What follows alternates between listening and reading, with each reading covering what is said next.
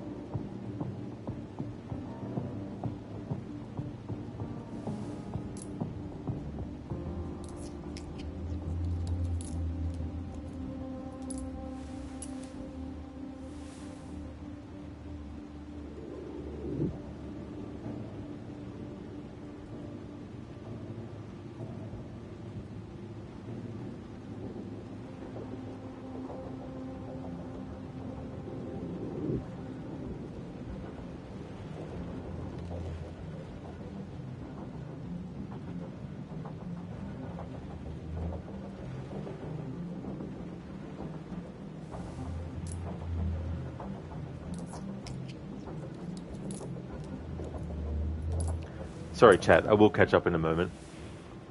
Just wanted to clip some of the coin things that he does, while also making sure the graphic didn't interfere with the image on the screen. Alright. Raid, red lorry, yellow lorry, red lorry, yellow lorry. So what is that supposed to become if you say that really fast multiple times? Mr. Epic, now you wouldn't know seeing Connor standing still like that, but he's actually playing Pong in his internal CPU right now. That's a funny image to have. It's like, because he's physically idle, then he goes into some kind of mental idle screen where he's playing Pong instead. Exactly, Zereth, there we go. Yeah, I was hoping for the ones that were a bit more close up, because I wanted to get him doing it as close as possible to the camera. Where I had him initially, he was too close to the camera and also too close to an obstruction. So I'm glad I got the clips I wanted. He did do the thing, Raid and Lynch Mob. He absolutely did, for sure. Hey, Type Sarah, welcome on in. That is indeed the challenge rules. I mean, it's not necessarily a big challenge. I wouldn't really call it a challenge. It's like, there's no kind of like failing that would amount to, hey, restart the whole game or something. So it's not really a challenge, but just a different approach. Ray, damn it, Connor, you're disgracing our name. Mr. Epic, well, at least Connor is honoring your fail challenge by failing to do the thing you wanted to do. Exactly, Mr. Epic. There's all these like, sort of like different layers to this kind of approach. You've got the actual failing of the QTEs. You've got the philosophical failure to perhaps do certain things. You've also got the failure of getting something done in a certain frame of time, all this kind of stuff. I see, Ray. It's just a tongue twister. I see. The real challenge is being bothered to press any buttons. Good one.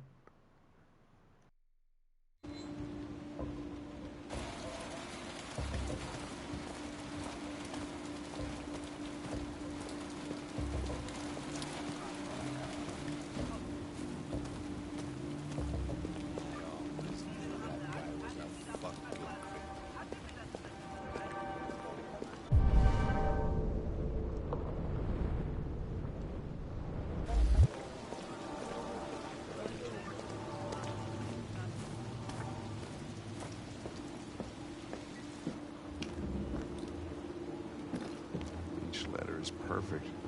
It's way too neat. No human writes like this. Chris, is this written in the victim's blood? I would say so. We're taking samples for analysis.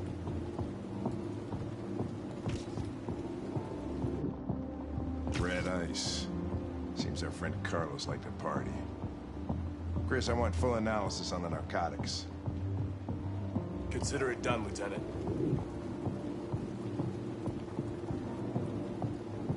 Hey, Mike, you finished taking samples there?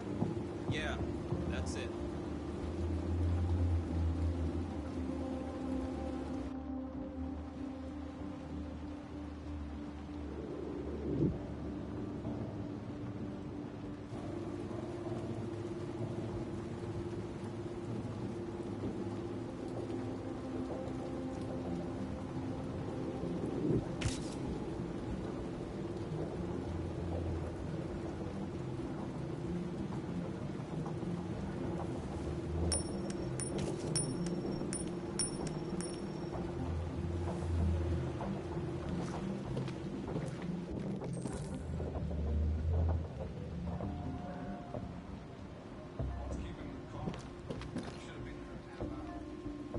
He's on his way. It won't be long now.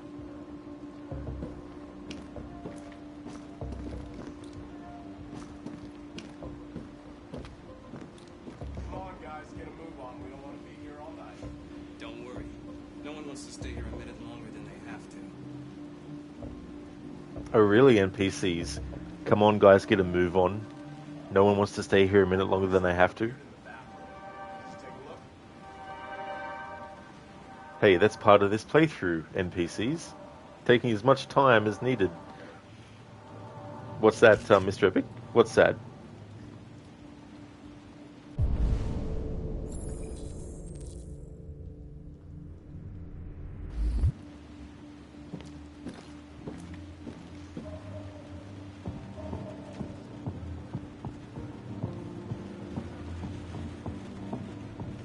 CSI. Detroit.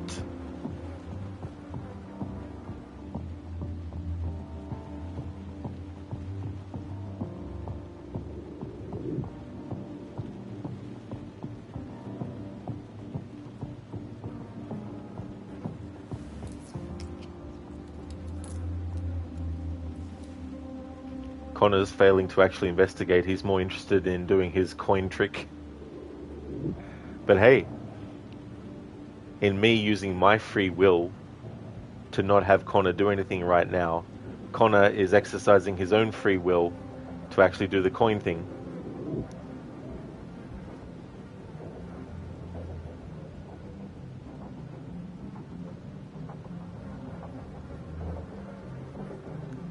Nice one, Zereth. Ancient CSI from the Old Kingdom. Imagine if they had that forensic technology and knew the forensic techniques back centuries ago.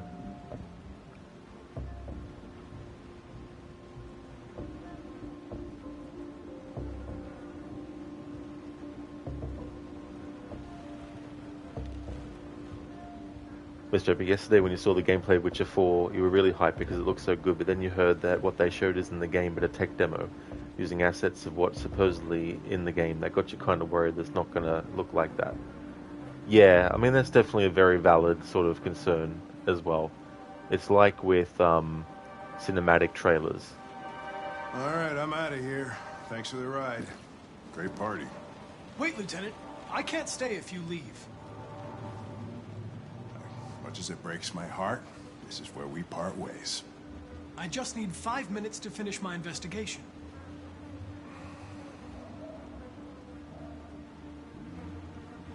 Five minutes. Thank you, Lieutenant. Whatever. I was not expecting that. Mainly because I've never just stood still in this part of the game to find out.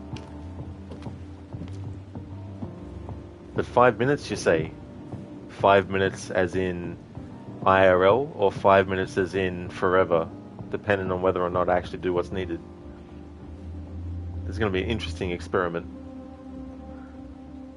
But that's definitely fair, Mr. Epic, to feel like that as well. It's like with cinematic trailers. They may give you a great idea of what the story and the vibe of the actual world and characters will be, but it doesn't show you what the gameplay will be like necessarily. It might give you an idea of what gameplay could include, but it doesn't actually literally show you what the gameplay looks like, both graphically and visually, but also how it looks in action.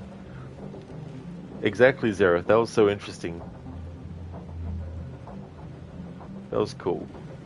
Mr. Epic, hey, I'm alive. You played that game. Oh, you did you? Was it a good one? I haven't played that one.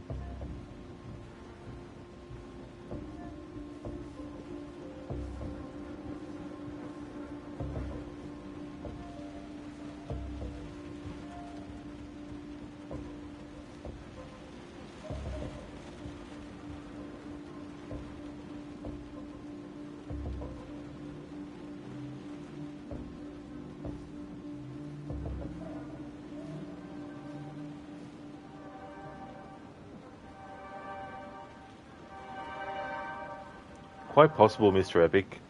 I'd probably, keep that expectation that it will be 100% the same very low as well.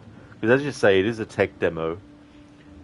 And while it's cool what they showed, like the nanite stuff they were talking about with the graphics and stuff, it may not be at that level. And even if it is, it might not be consistently at that level.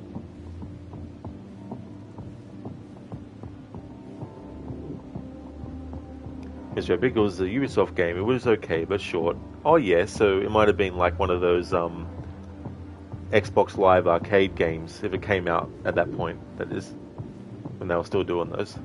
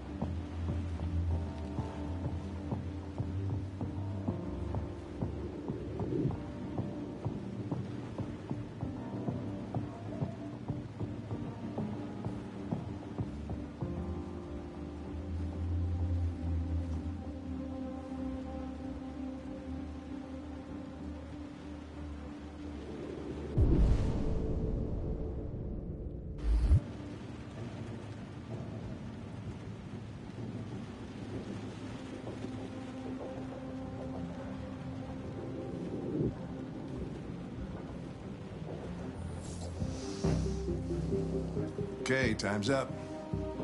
I'm out of here. Have a nice evening, Sherlock. Don't let the door hit you on the way out.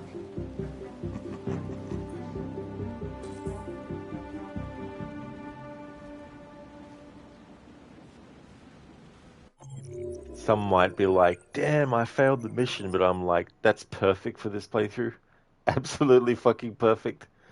So it wasn't anything to do with any QTEs that were required to be avoided in the sense of being presented with a QTE but then not choosing anything and letting the game decide. But it was strictly the game is literally giving you a certain amount of time to get something done. And if you don't actually do what you need to do in that time, then you fail the mission. So that worked perfectly for my playthrough. Mr. Epic, you playing on PS4? You kind of miss PS4 controllers, they were awesome. No, on a PS5. Yeah, using a PS5 controller. Thank you, Lenchmob, for redeeming the Arnie movie scene impression, as well as the random Red Dead 1 or 2 quote.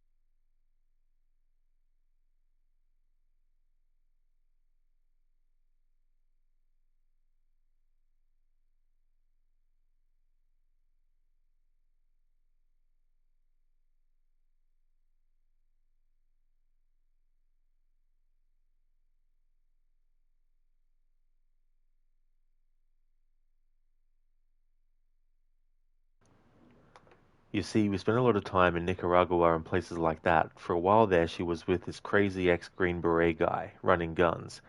Then there were some other guys. She'd shack up with anybody she could learn from so she could teach me how to be this great military leader. Then she gets busted. It's like, sorry kid, your mom's a psycho, didn't you know? It's like everything I've been brought up to believe is all made up bullshit. I hated her for that. But everything she said was true. She knew, and nobody believed her. Not even me. Listen, we gotta get her out of there. Negative. 51,000's highest probability for success now will be to copy Sarah Connor and wait for you to make contact with her. Great. What happens to her? Typically, the subject being copied is terminated. Shit, why didn't you tell me? We gotta go right now. Negative. It's not a mission priority. Fuck you, she's a priority to me. God damn it, what's your problem? Damn it, help. This does not help our mission.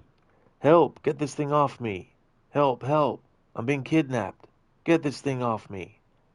Let me go. Why the hell did you do that? Because you told me to. What? You have to do what I say. That's one of my mission parameters. Prove it. Stand on one foot. Yes, cool, my own Terminator, wow. You okay, kid? Take a hike, bozo. Let's get out of here, man. Fuck you, you little dipshit. Dipshit? Put your leg down. Did you call moi a dipshit? Grab this guy. I can't believe he called me a dipshit. Get him off me.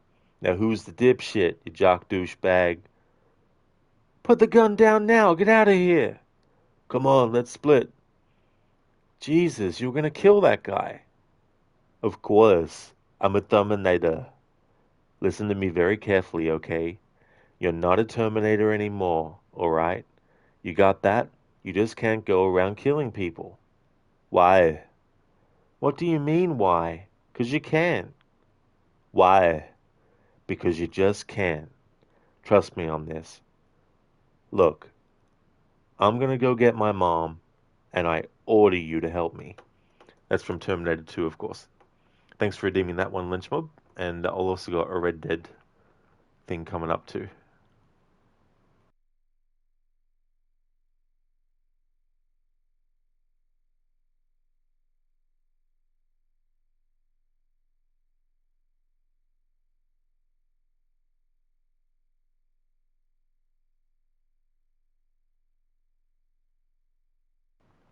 Okay, so I've got a Red Dead quote.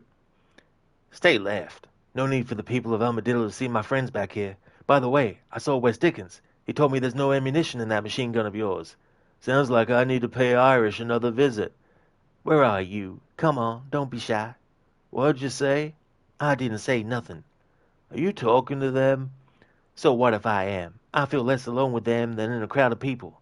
The way I see it, they lost their soul just like me.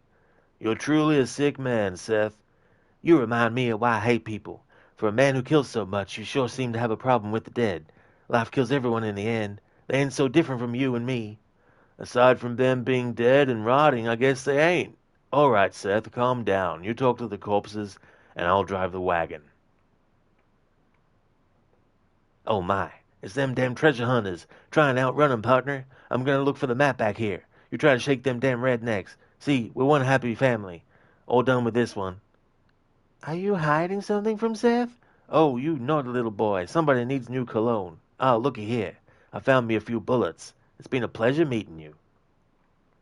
That's from Red Dead Redemption 1, and that's the mission with Seth called A Gentle Drive with Friends. Hey there, Lidus. Welcome on in, dude. You love this movie in line. You told me to. Why I get to all the time. It is very clever as well. You know, it's a very childish kind of thing for the Terminator to be asking over and over again, even though he only asks the question twice, you know, but still. How's things, Lidus? Blanchard, of course, I'm a Terminator. I love how he says that, you know. It's a very humorous line without the Terminator actually intending to be humorous. Mr. Epic, you glad you never watched that new knockoff Terminator movie? You're definitely not missing anything, dude. Like, it makes Terminator Genesis look like a masterpiece. Nah, bro, highlight of the day, getting punched in the face twice by a nurse while getting a sponge bath because she didn't know how to tie the gown. Ouch, nah, bro, damn. Ouch. Holy shit. Yeah, well, I hope you're gonna be okay, dude. That's, yeah. Lidus, you well? Hope you are. Nice. That's awesome, Lidus. I'm going good, thanks, dude. We just failed a mission, which is part of this whole playthrough. I got to fail all the QTEs, but it's not strictly just that. It's also failing to do certain things that might need to be done in a certain time, and if you don't do it, well, you get a different outcome. Exactly, Lidus. Yeah. You know, you do realize that it's learning like a kid and understanding things. Exactly. Yeah. That is awesome, to be honest. Yeah. Yeah, it's pretty cool. It's a great scene as well. So for this chapter, we were in front of the bar. We entered Jimmy's bar. So even though I knew where Hank was and who he was, I didn't scan him straight away. I had Connor actually scan everyone else because I felt like that would be a failure of a kind, a failure in efficiency. We talked to Lieutenant Anderson finally. We waited outside. Now, the wait outside choice was a dialogue choice. It was the bottom choice in the dialogue tree. In this game, if there's a timer for every single choice with a timer, if you don't press anything, the game automatically chooses the bottom dialogue choice. So that's why wait outside was chosen. Um, Connor and Hank arrive at the scene. So I waited in the car for a bit longer, more for kind of like, you know, I knew that waiting in the car wouldn't actually do anything. But once we actually got Connor to go inside the house, we just stood there. And there was a timer. and the timer was giving you a certain amount of time to get something done. So I just had Connor stand there until that timer ran out, and then Hank confronted Connor about the fact that Connor wasn't doing anything, and Connor asked for more time, which was 5 minutes. And then I had Connor do nothing until we ran out of time, which then meant the crime was unsolved. So we failed the mission. So it's not just about failing the QTEs in this playthrough, it's also about failing to do certain things either in an efficient way, when I know where to go, you know. I don't remember where to go instantly in every single mission in this game, but in that particular instance with the scanning of the faces, I purposefully made sure that we scanned Hank's face last, even though I knew who Hank was and could have just gone straight to do the scanning on him first. Mr. Epic, like, wow, just kill off John Connor for no reason for some random chick nobody cares about and just replace Skynet with Legion. Well, that's the other problem too when you're doing things like that, is rehashing the same kind of story beats over and over and over again. Even if you're changing cosmetic things and adding new characters and all that kind of stuff as well. Now, bro, yeah, doctor said if you go alright with your heart rate and oxygen, you should be going home. That's really cool. Nah, bro, that'd be a huge relief.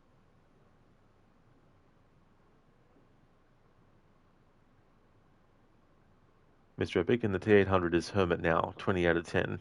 Yeah, that was a bit silly too.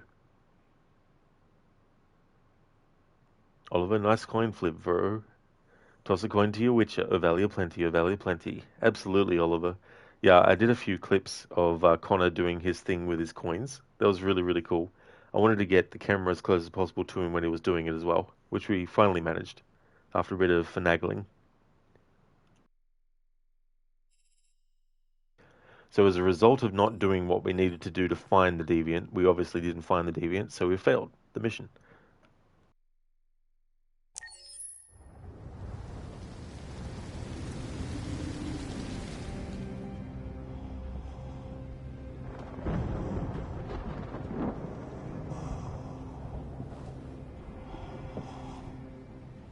Todd?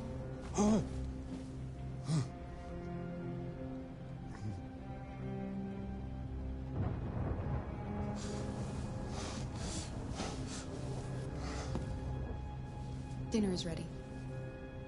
Yeah, I'm coming.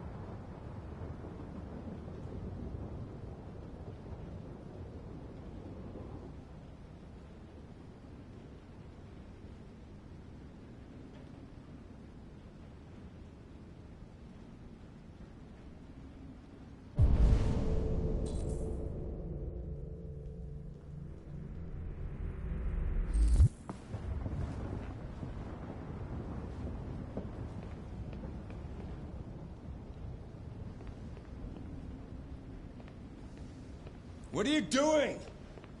We're gonna eat or what?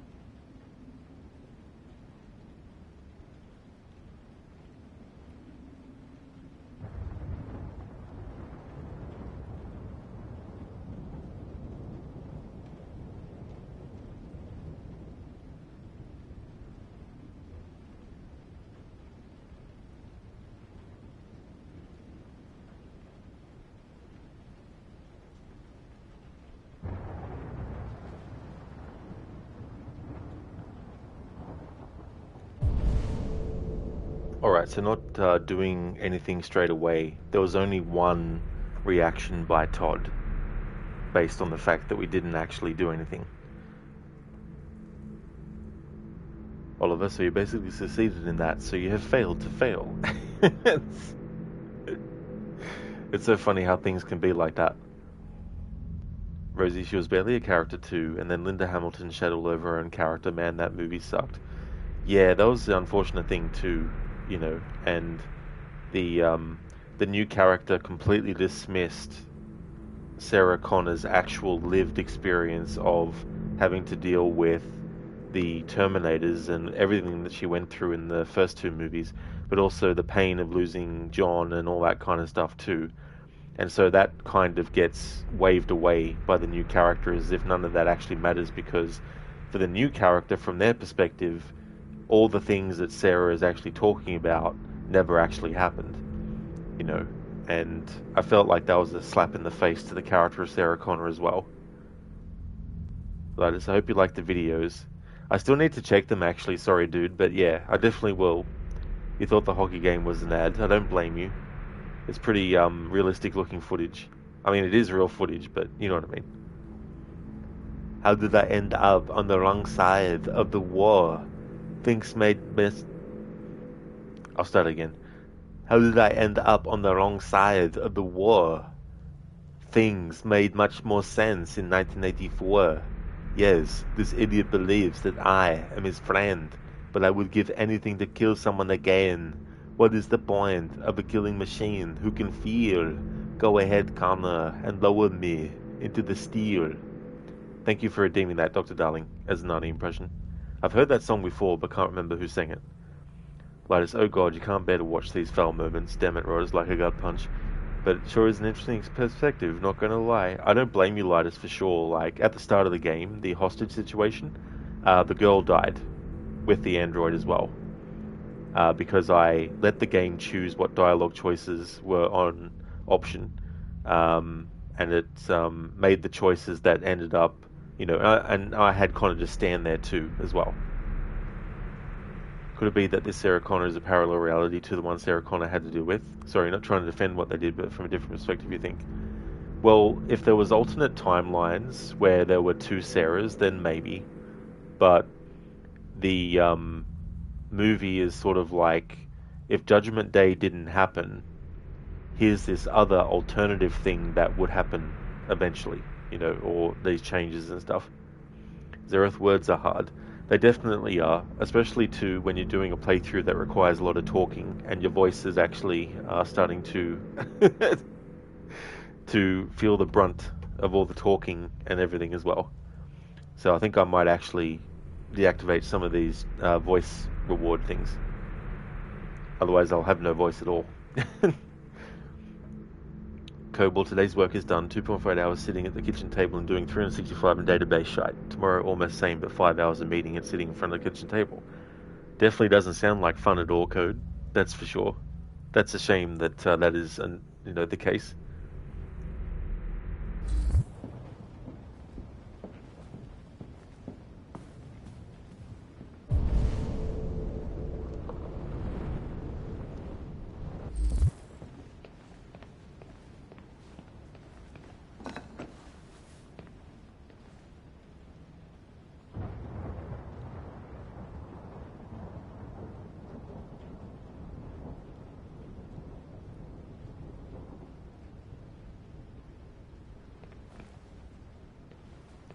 Connor does the coin trick if you have the idle animation. I wonder if Kara will do a plate juggling while food is still on it trick. She's not going to, but I just thought I'd try to lean into what I was doing as Connor, where I just wanted him to do the coin tossing animation.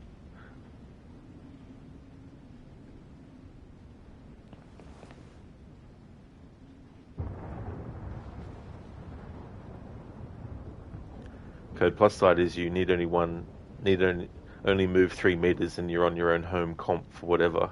Oh really? Oh no. Dr. Darling, you mean your song? Which song? Amazing performance by Rod.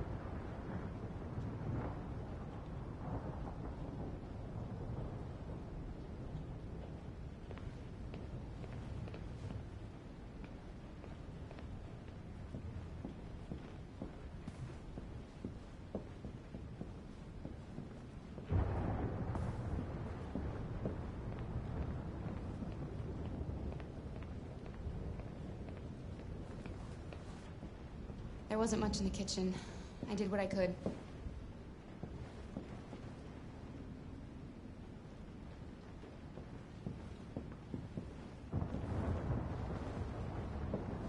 Dr. Darling, the Terminator musical. Oh yeah.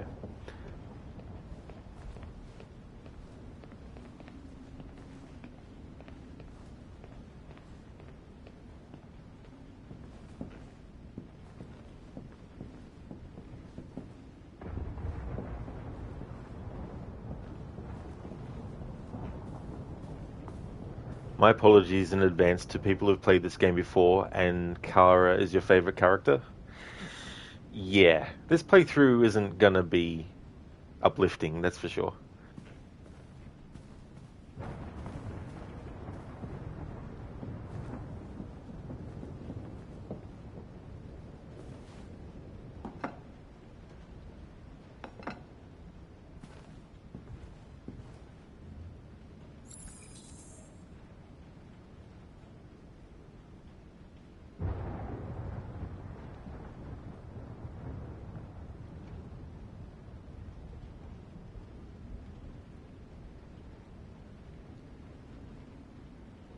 Turn on the lights! Can't see shit!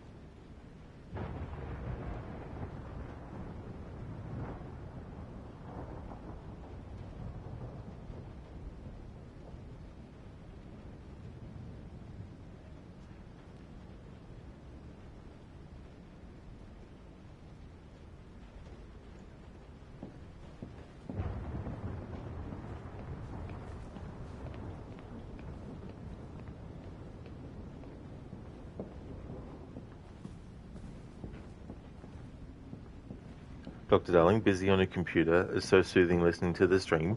Oh, that's cool. That's awesome.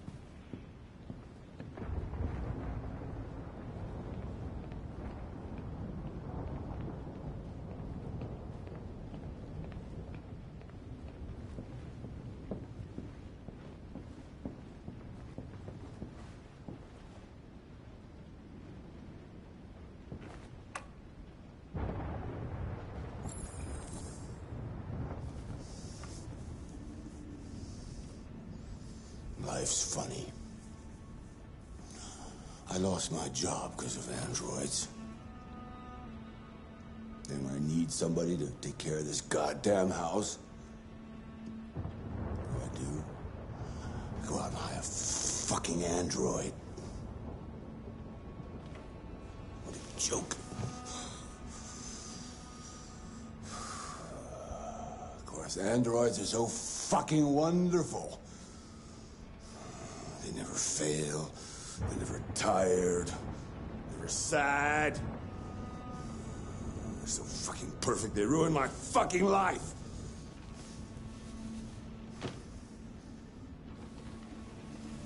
What are you looking at? What's your fucking problem? Not the life you dreamed of, eh? Maybe you think this is easy. Maybe you think it's my fault we live in this fucking shithole. My fault your fucking mother took off. You should stop taking drugs, Todd. Sometimes you really scare me, Todd. Fucking bitch took off without a word. Fucking whore walked out on me for a fucking accountant. It's all your fault. Daddy, no. It's all your fucking fault.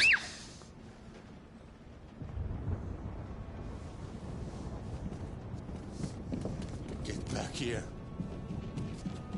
Come back here. Come back here right now! Yes! It's all her fault. I know it's her fault. I gotta teach her. I gotta teach her a good fucking lesson. That's what she deserves. First, I need a little hit. You stay there. Don't you dare fucking move, or I'll bust you worse than last time.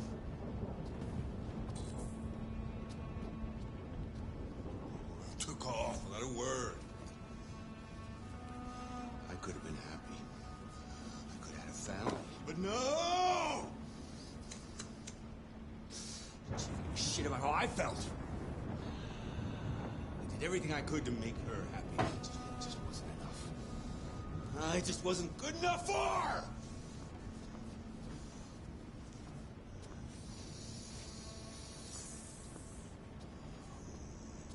Little fucking brat!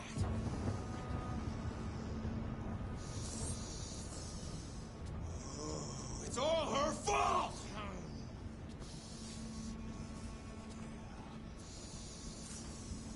gonna teach her some respect!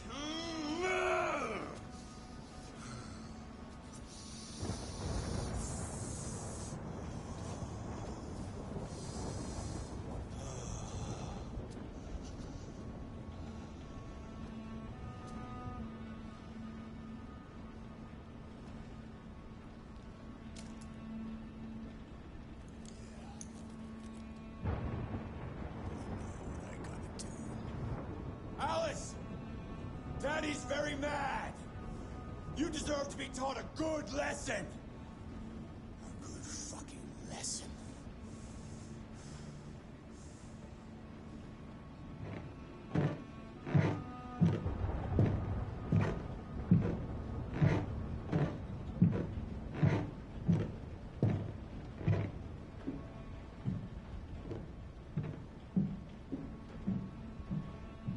Alice! You and I have a little score to settle. Come on! Come here, you little brat! No, Daddy, no! Don't hurt me! Please don't hurt me! Come out of there! Don't make me come and get you! It's all your fault! It's all your fault! She left because of you! Stop wriggling! I'll teach you to respect your father! You'll soon see who's boss here!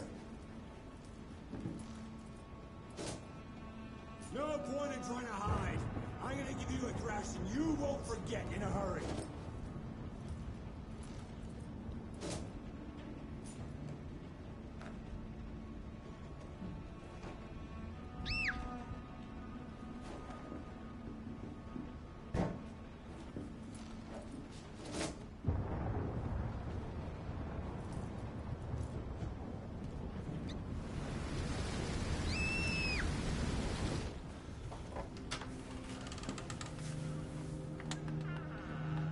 It's all over now. Daddy isn't angry anymore. Daddy loves you.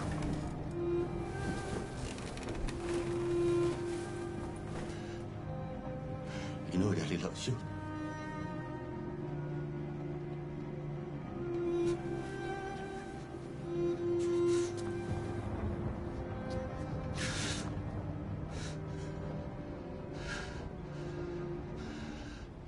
This is your fault. This is all your fault. None of this would have happened if it weren't for you. This is all your fault!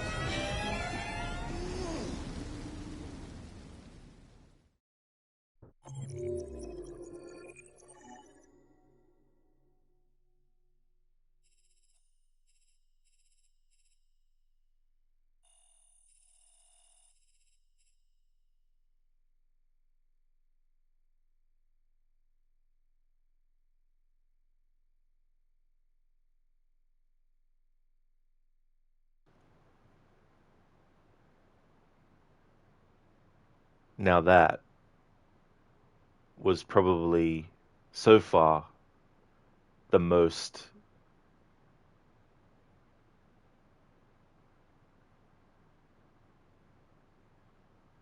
I'm definitely never going this route with this game in a playthrough ever again. Like, that is just completely, like, holy shit.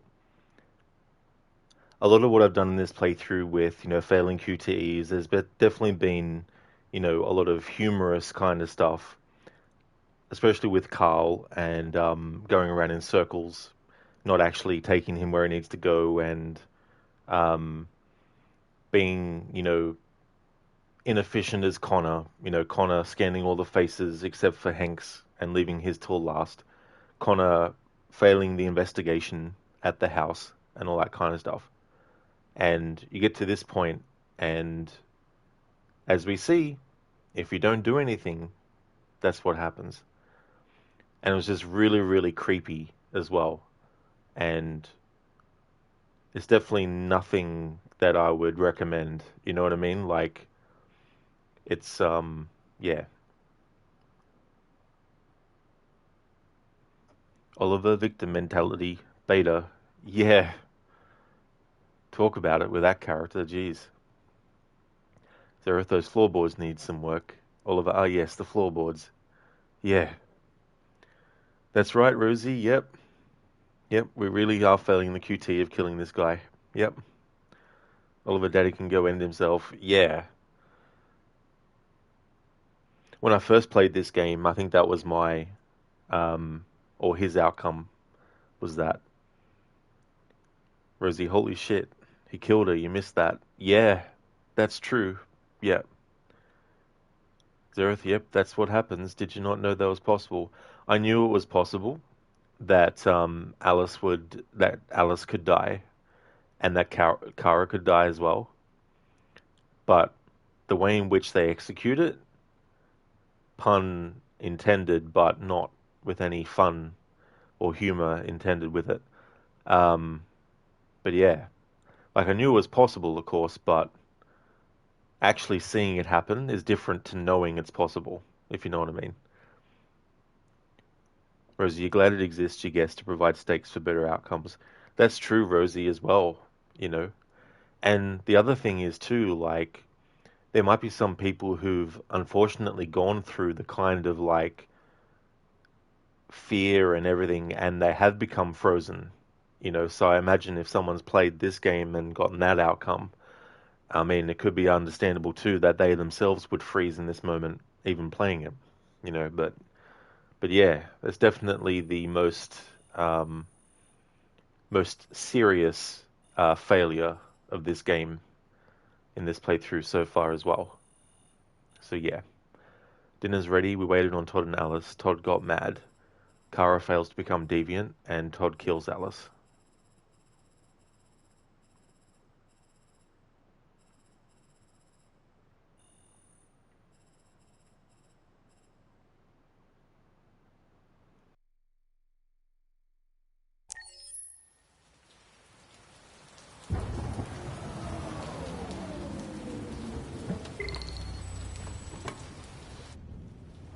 Good evening, Carl.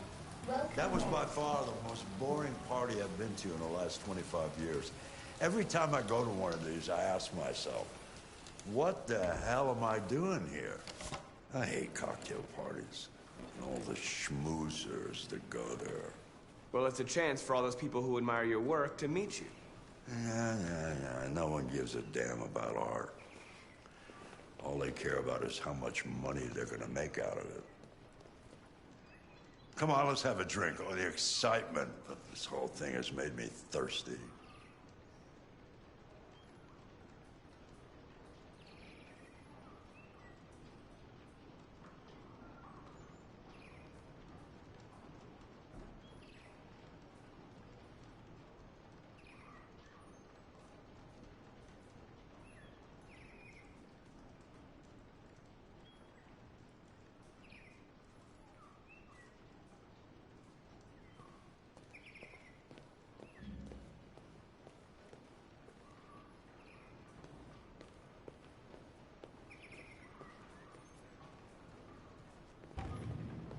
Are you planning on drinking alone, Markus? Sorry, Carl. I'm coming.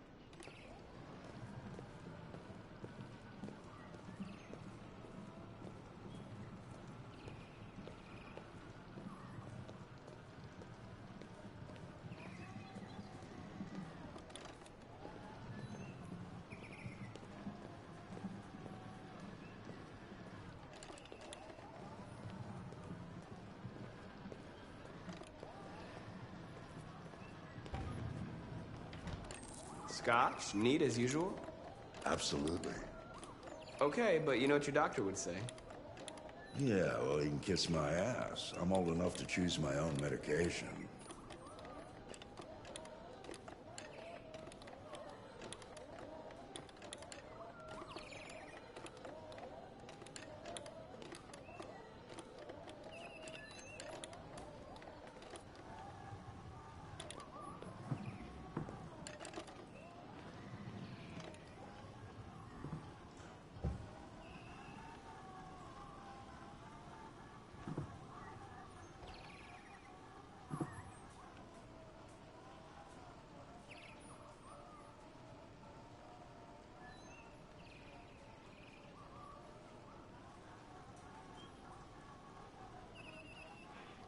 Move the characters backwards challenge.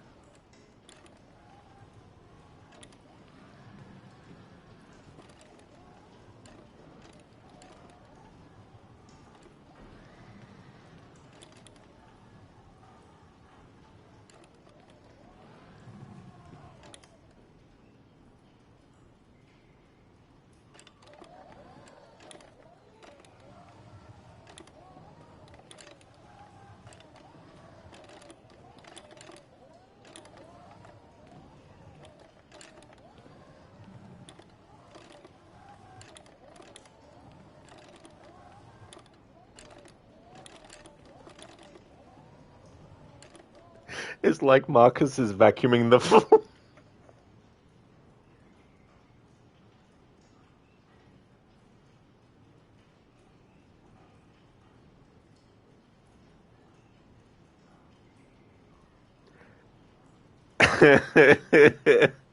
It's like Marcus is vacuuming the floor, going back and forth.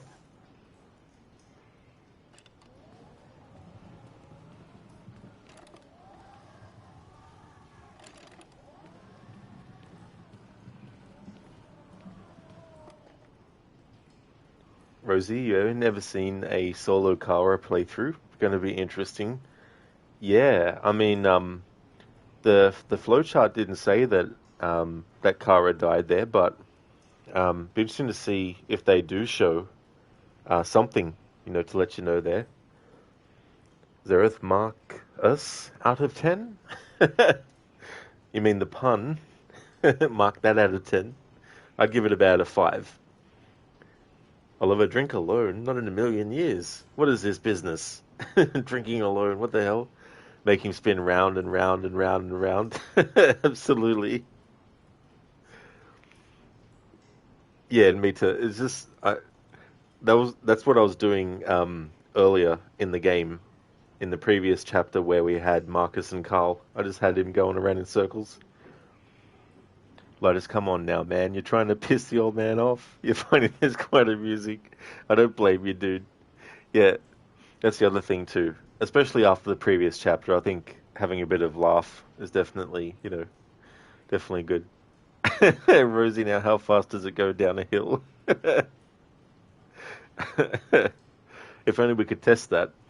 Earlier, Zareth said, imagine if you could push him out the window.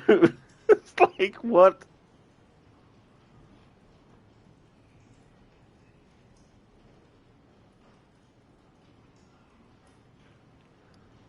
Gladys, spin right round, baby, right round, like a regular baby, round, round, round, round.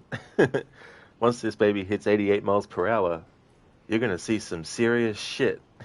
I was thinking that song too as well, Gladys, when that happened.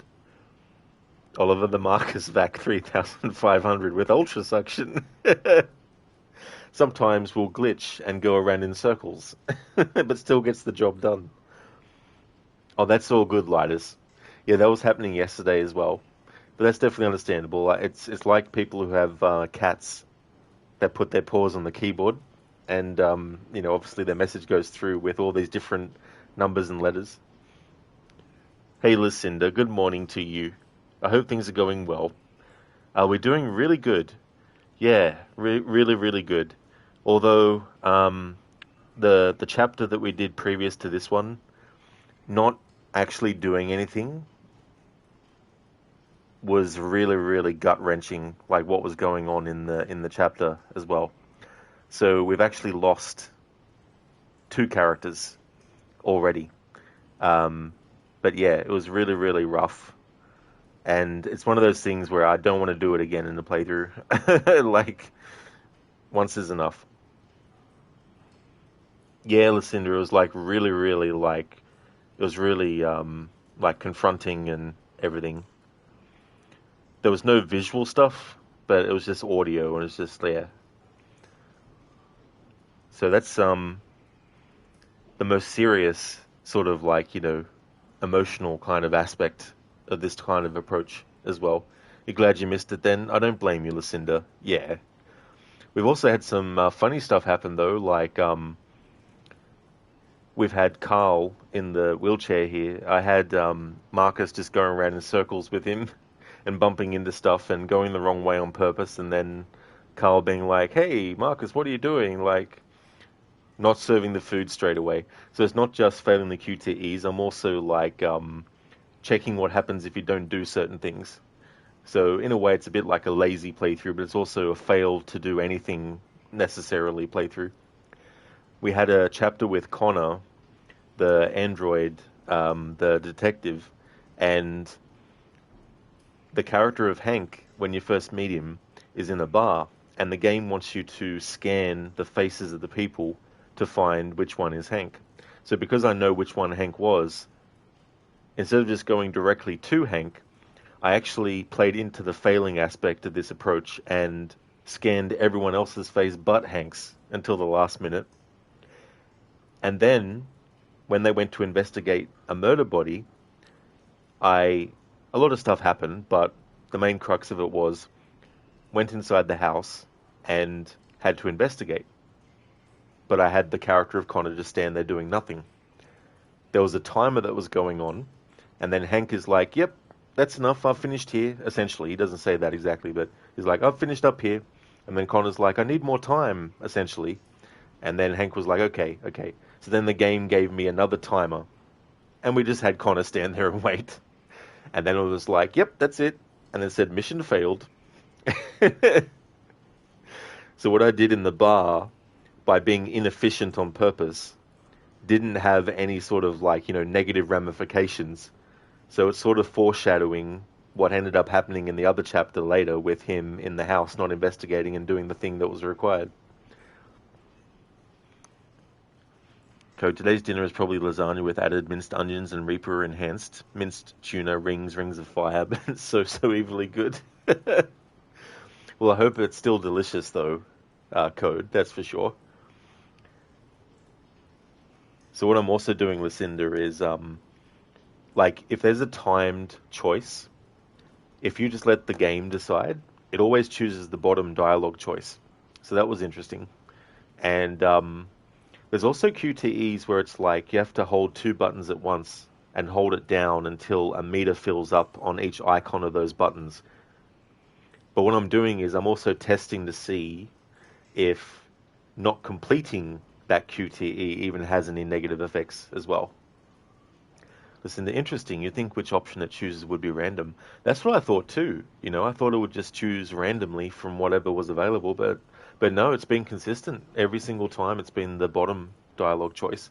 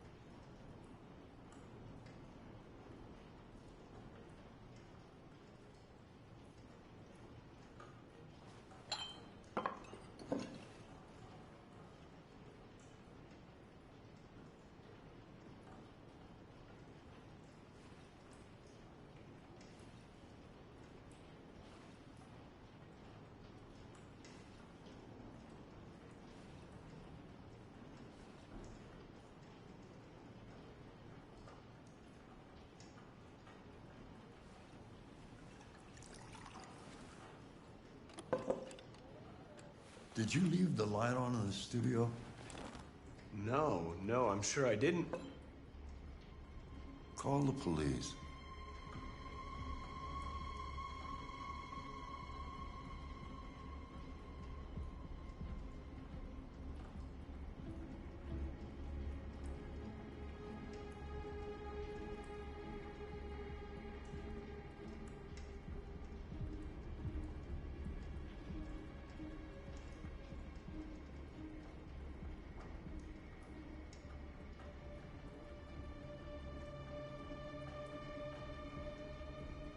Blood is to pour or not to pour? That is the question. Yeah, I was curious to see what would be said if you didn't pour it straight away. Hey there, O'Gorky. Welcome on in. How's things going?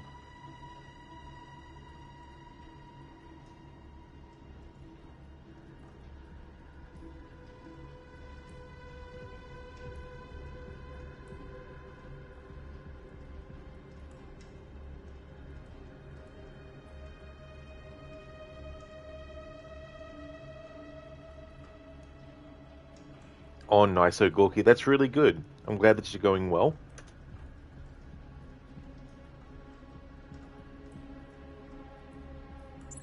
Detroit Police, what's your emergency? This is Carl Manfred's android at 8941 Lafayette Avenue. We've just returned home and found the lights on. There may have been a break-in. A patrol car is on the way. Let's go check it out.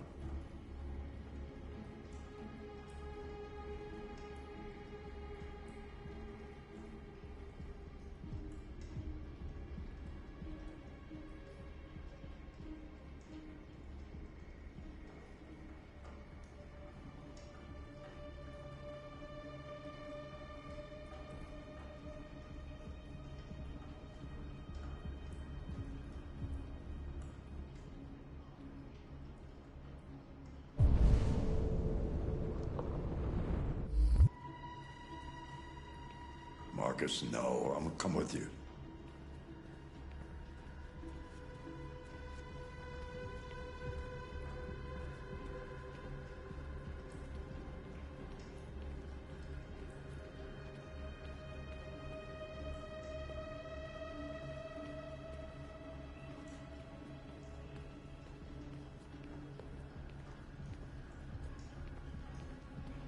Criminals, you changed your name and you think it's the best one yet. It's a reference to American college football, and it really cracks you up.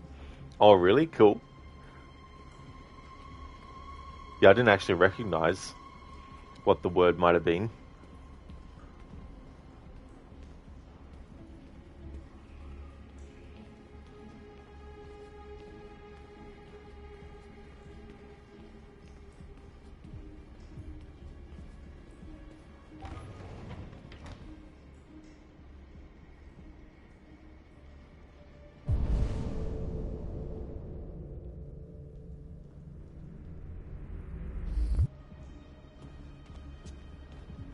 Leo. Oh, look who's here. My father's plastic toy. Leo. What's going on? You refused to help me, so I'm helping myself. It's crazy what some people pay for this shit. Don't touch them. Look, they're all gonna be mine sooner or later anyway. Just think of it as a down payment on my inheritance. Markus, get him away from there. Get him out of here.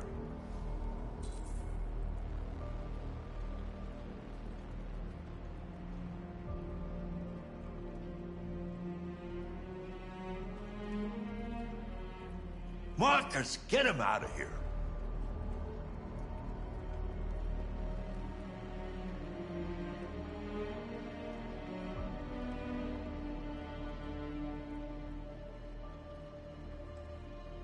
All you ever do is tell me to go away. What's wrong, Dad? I'm not good enough for you? I'm not perfect like this fucking thing? That's enough! Get out! Right now! What makes it so special anyway, huh? What's it got that I don't? Leave him alone! Come on, let's see what you got! Markus, don't defend yourself, you hear me? Don't do anything. Go ahead, hit me. What you waiting for? Think you're a man? Act like one. Stop it! What's the matter? Too much of a pussy? Stop it, Leo! Stop it! Too scared to fight back, you fucking bitch!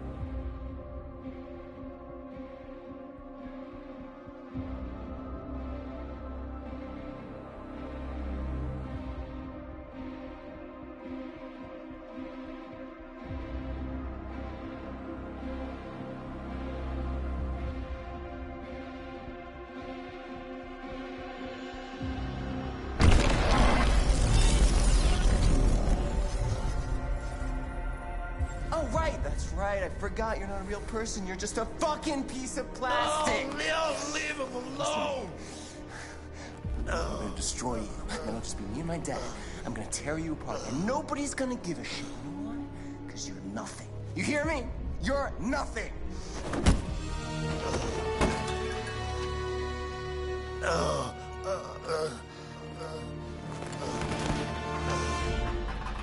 Carl, no! Oh, Carl. Humans. Fragile machines. Carl, don't leave, okay? Please don't go. Don't leave. Remember, Marcus, don't let anybody tell you who you are. No. No. Dad. No. Please. This is all your fault. This never would have happened if it weren't for you.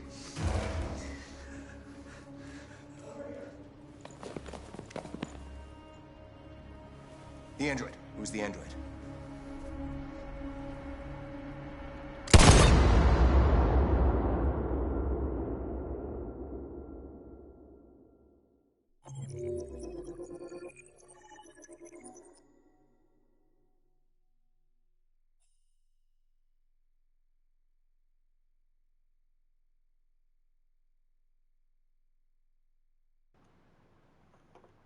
With Kara, the game actually lets you decide whether or not you want her to become deviant, and her deviancy activation point being as early as it is means that if you don't actually do anything, then that's the end of her part of the story. In this case with Marcus, though, you can't avoid it. I mean, in the small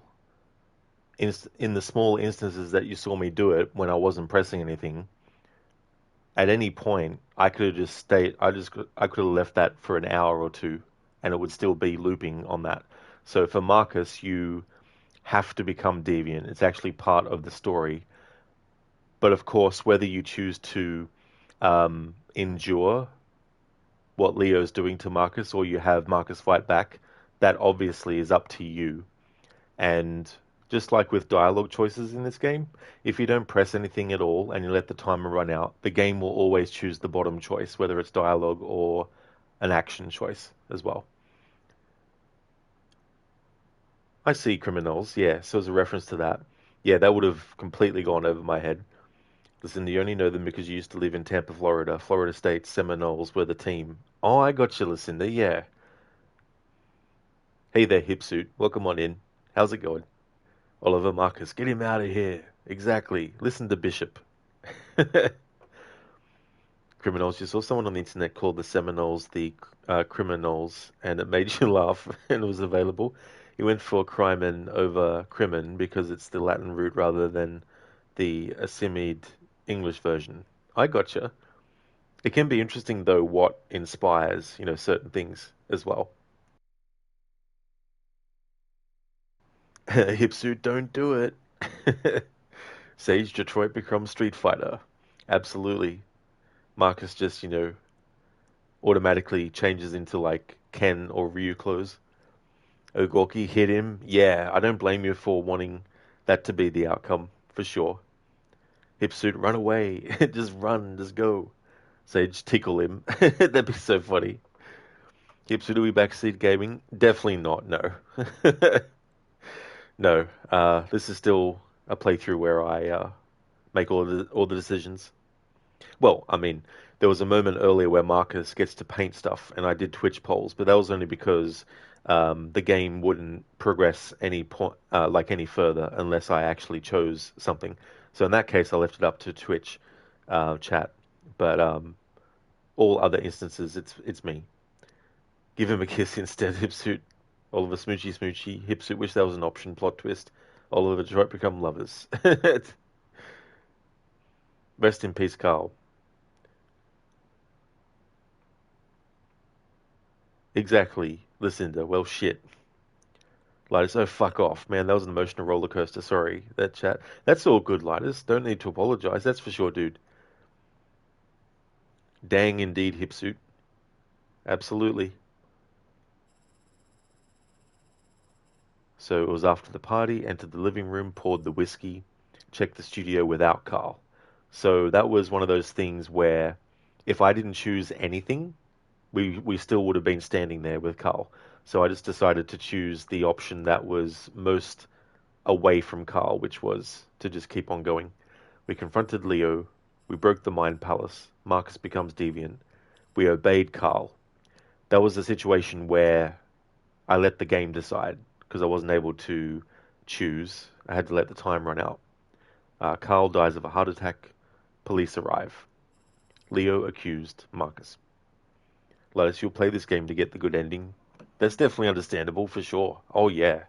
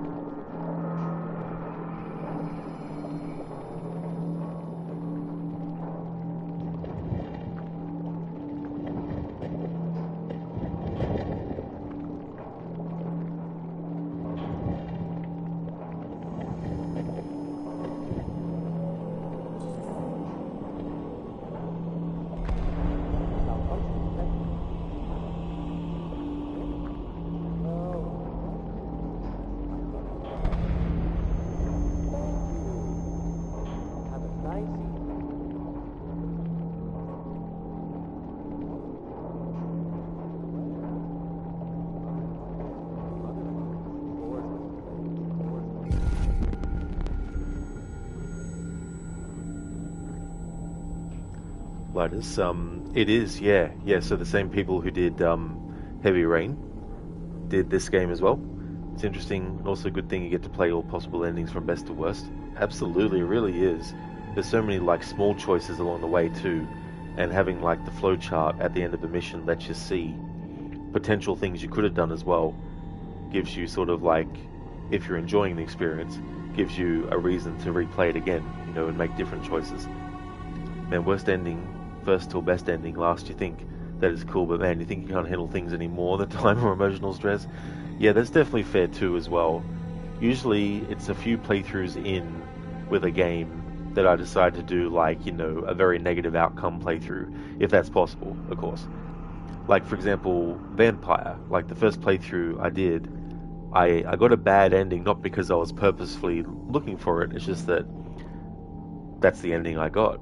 So I thought, well, it'd be better in the second playthrough to lean further into bad endings by getting the worst ending, you know, and that. But you get so many other different games as well, like the Dark Pictures series of games too, where I like to do playthroughs like Say Nothing or Do Nothing in moments where you would think that you'd want to do something just to leave the fate of the characters up to the actual, you know, choice of whether to say nothing or not.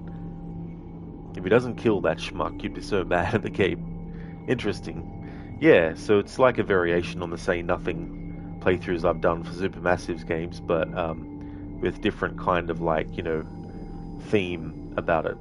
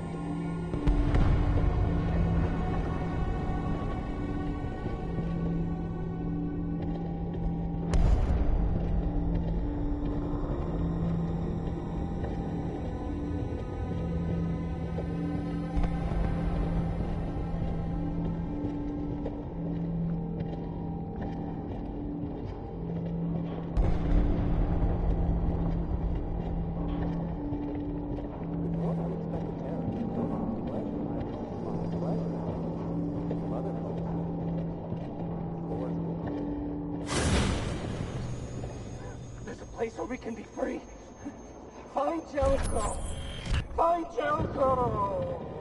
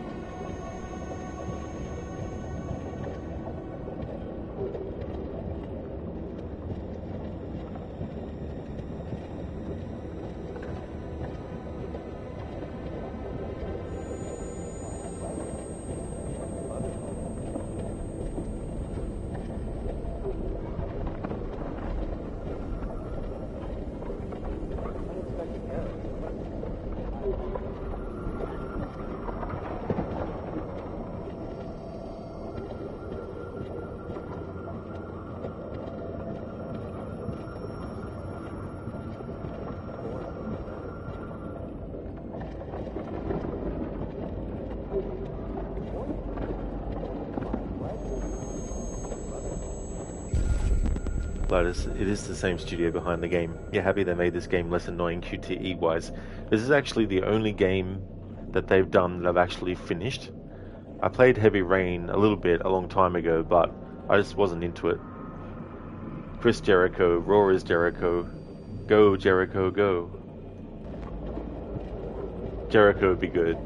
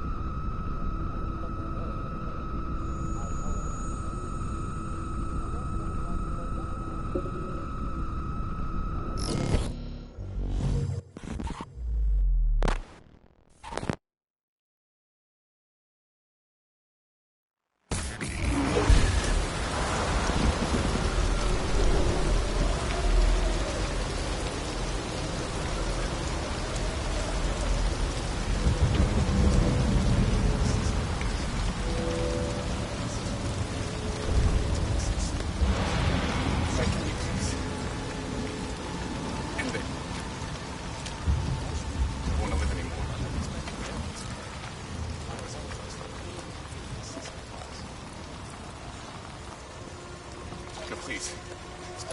Don't leave me. Don't leave me!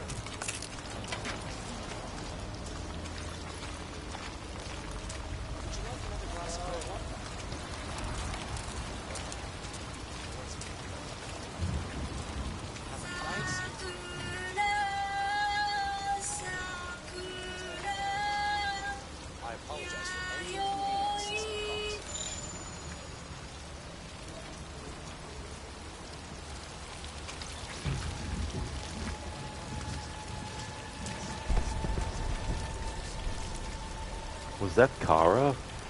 That might have been, actually.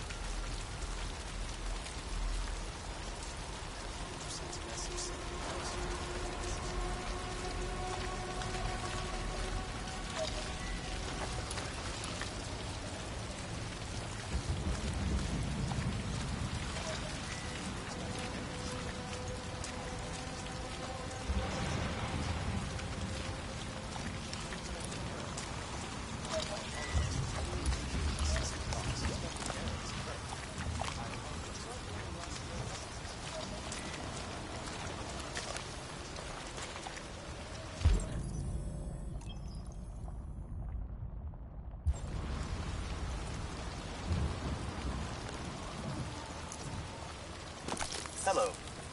I'm an AK-700 android. I was designed to serve you. What can I do for you? Hello. I'm an AK-700 android. I was designed to serve you. What can I do for you?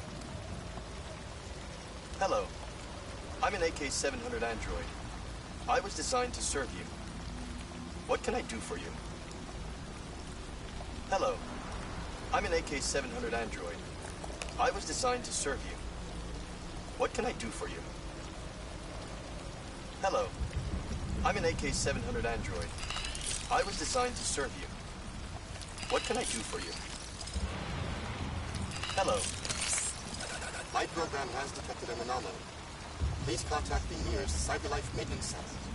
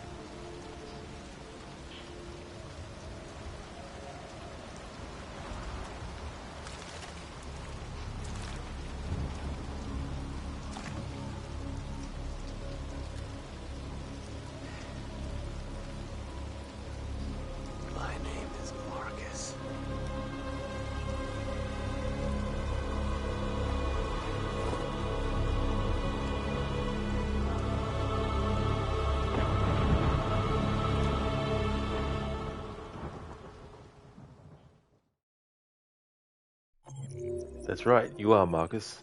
My favorite character. Hipsuit Terminator is back. All we need is an Arnie voice. He did come back. Listen, to a bit Shawshank Redemption-esque there, you thought? Yeah, that's a good call, actually. Yeah, I haven't seen the movie in full, but I've actually seen that shot from it, of him looking up and it's all raining and that particular sort of like camera angle and the arms outstretched and all that kind of stuff. Um, when I first actually saw this game being played, this was actually the mission that I saw, and my first sort of like reaction was to think of like, Terminator and all that kind of stuff, especially with the way that Marcus is damaged, because there's definitely been moments in the Terminator series where we see the T-800 or we see, the T-1000. We also see other different variants of the Terminator actually in disrepair and all damaged and everything like that. And then you've also got some elements of like Marcus in some close-up shots looks like Kano from Mortal Kombat with the red eye glowing and all that kind of stuff. And it's amazing what you can sort of like, even if it wasn't intended by the people who made the game or the movie, you can definitely make associations for certain other things from other franchises as well. So something I wanted to try and do there with this is because I knew, obviously, that there's no way to just not do anything and then have like an ultimate fail for the mission. So that's why, on purpose, I made Marcus not complete all the QTEs. So it wasn't necessarily about failing the QTEs and then there's like, nothing else that can be done afterwards. Although there were a couple there where it was just like, you have to keep mashing the button, but you can choose not to. So in those instances, I made sure not to choose anything. But doing certain things like getting Marcus's, like that little thing off the forehead, the temple, I can't remember what they call it.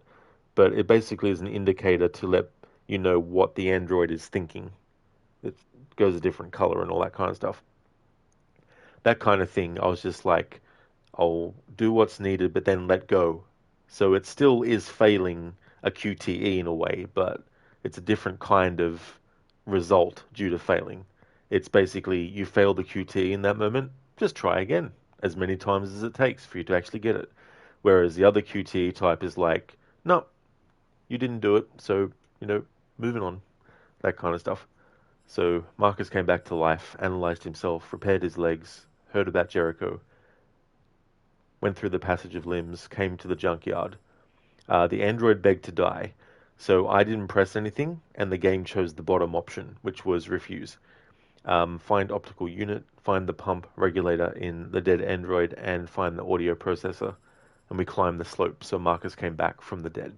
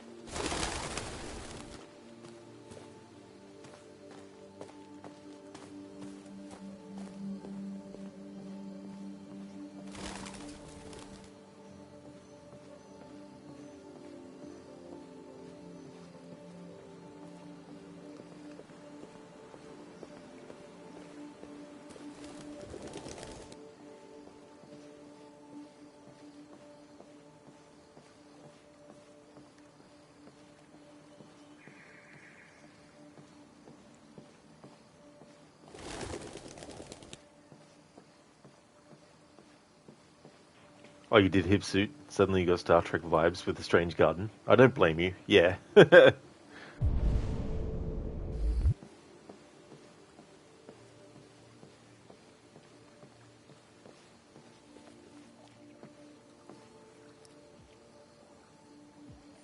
Hello, Amanda. Connor, it's good to see you.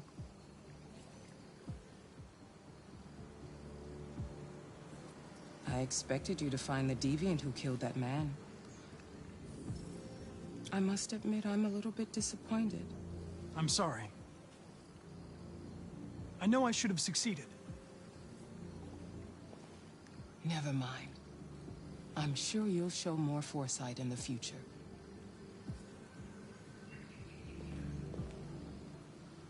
This Lieutenant Anderson has been officially assigned to the deviancy case. What do you make of him?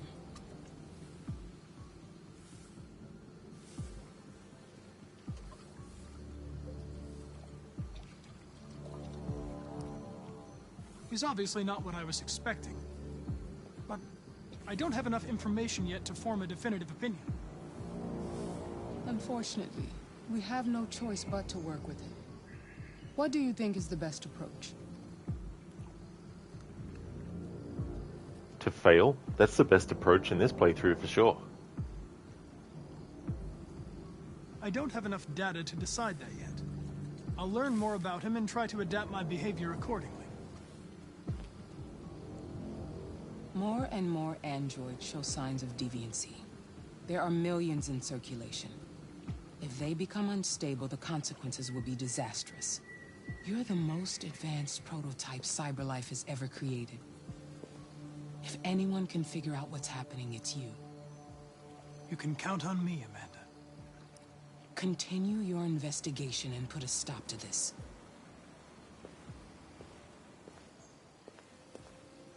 Hurry, Connor. There's little time.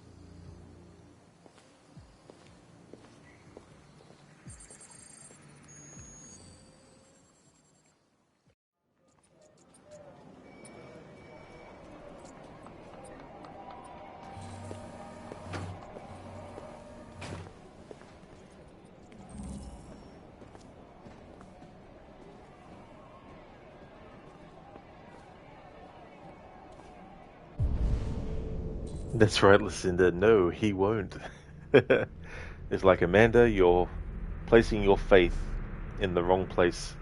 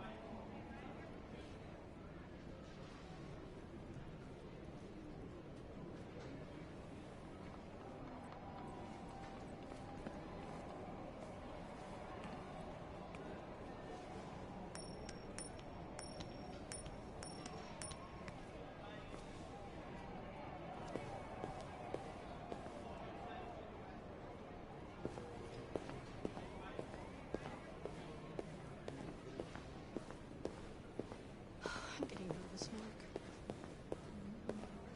It's okay. It's okay, just relax. Just tell him what happened to you.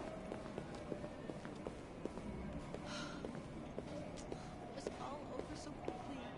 I didn't even see his face. You might be in shock. Just take it easy. Tensions in the Arctic have reached a new level, with a Russian carrier and an American patrol boat reported to have clashed last night. Several No warning access shots without were prior exchanged, authorization. apparently with no damage or casualties to either side. The Minister for Defense, Dennis Riggs, has spoken of intolerable provocation that cannot go unanswered. The countries in the region, particularly Sweden and Canada, have called for military forces to withdraw and an international conference to be held. So far, there has been no response from either Moscow or Washington.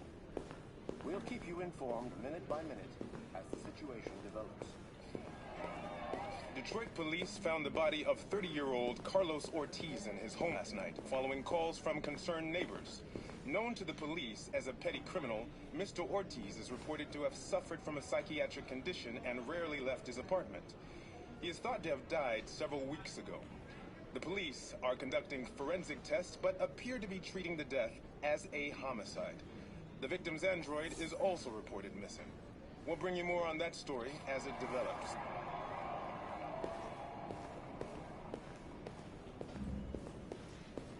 Can I help you? I'm here to see Lieutenant Anderson.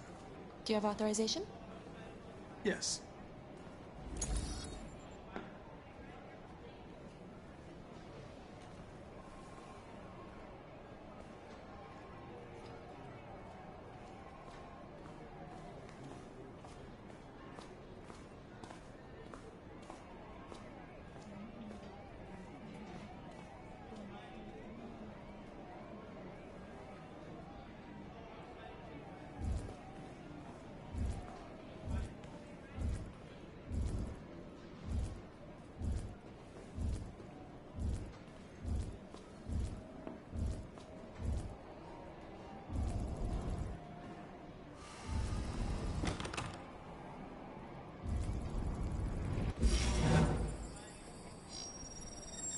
Lieutenant Anderson hasn't arrived yet, but you can wait at his desk.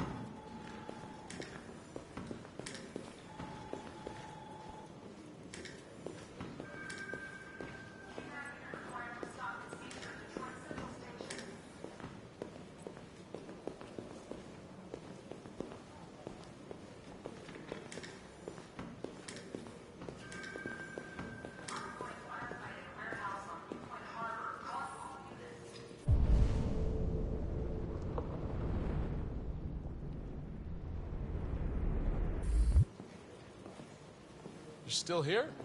I thought your assignment was over. It's just been extended. Hank's gonna be overjoyed to hear that.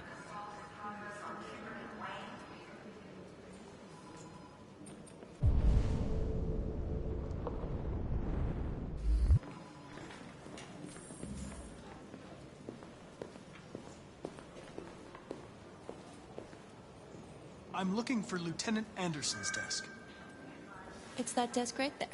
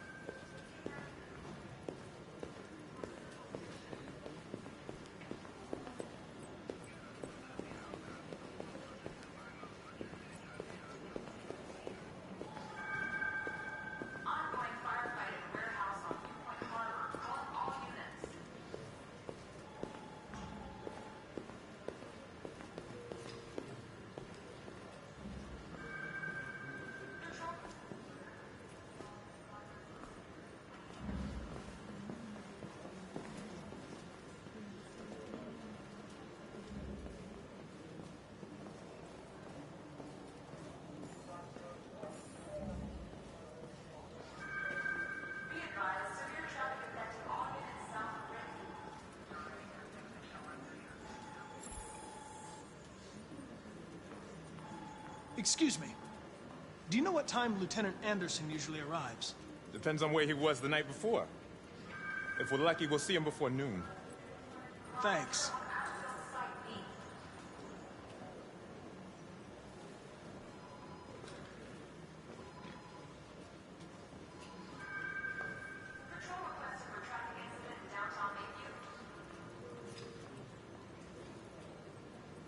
Hi, honey.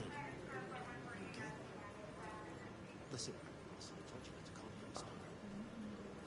I can't. I'm sorry. It's just me. Be silly. Of course I'm gonna be silly. Baby, listen, I can't talk right now. I'm in the office. Yeah, okay. Love you too.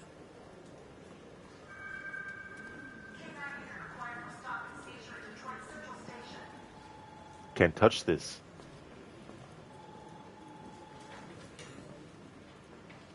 Can't touch this.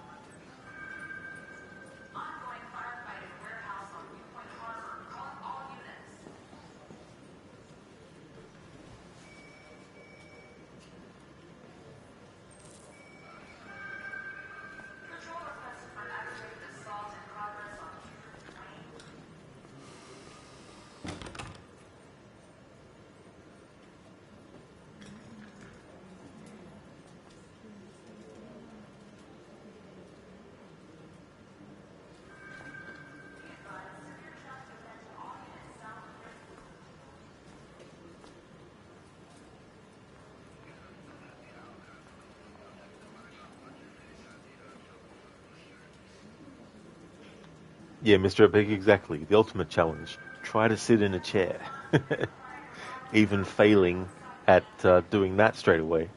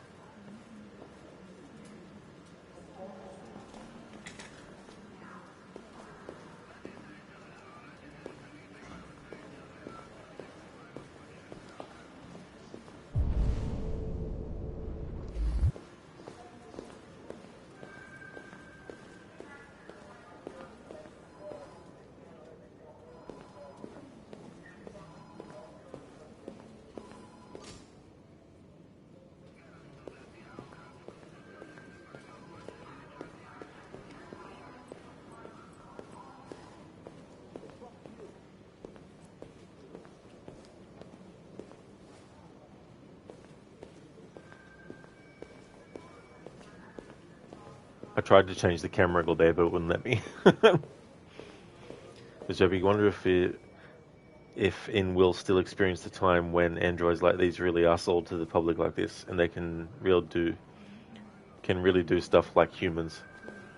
Yeah, I mean, there's definitely already a level of advancement that they've reached with androids and stuff, but getting to this level, this game is set in 2038. Whether or not we in real life in 2038 will get to this level is unclear, but you never know.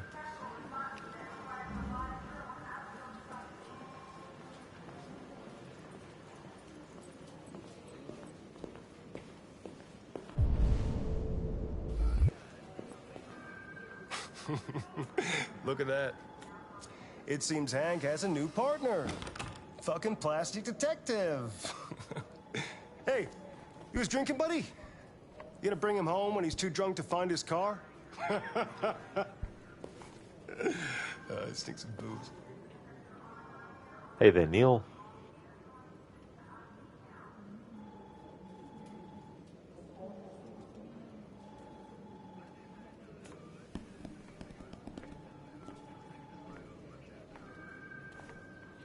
Never seen an android like you before.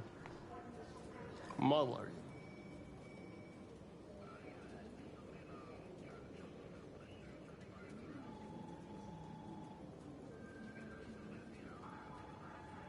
Hey, asshole, I'm talking to you.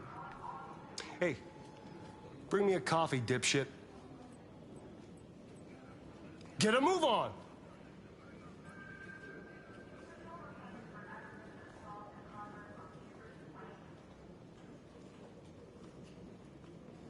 I gave you an order.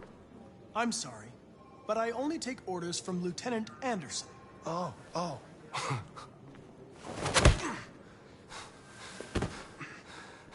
When a human gives you an order, you obey. Got it? Stay out of my way. Next time, you won't get off so easy.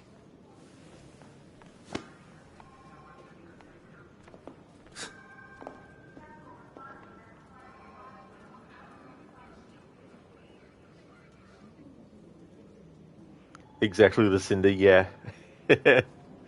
Yeah, this is one of the characters in the game that he plays, but the likeness isn't his. But of course, the other character he plays, it's his likeness and voice as well. Mr. Bigton, that's a great idea, an android that can drive people home when they're wasted. That is true. As long as the android doesn't malfunction, of course.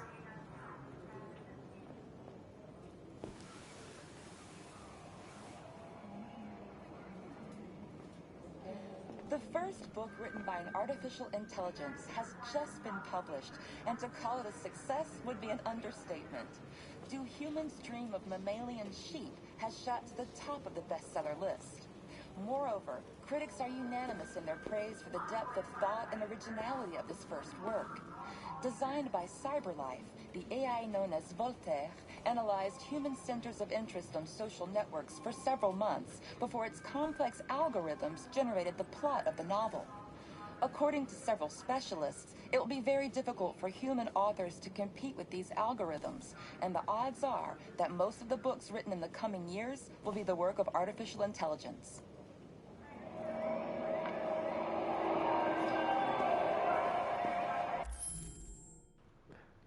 I love that. Do androids dream of mammalian sheep? Which is a play on the words for the title. Do androids dream of... What was it called? I always get it mixed up. Do androids dream of electric sheep? That's it. A novel by Philip K. Dick. And it's been adapted into several movies, one of which was the first Blade Runner. What's ironic is that the news report there mentioned that it was praised for its originality.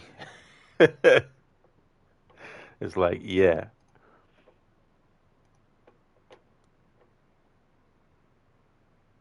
Listen, with self-driving cars won't need an android. That's true. And then you got to hope that the self-driving car doesn't have a malfunction while you're kicking your feet up and don't get enough chance to actually take control of the vehicle yourself. Lucas, your Connor got deactivated. That's fair enough, Lucas. Yeah. Yeah, I mean, I've had Connors die in my previous playthroughs, and I've also had the outcome where the investigation, they get kicked off it.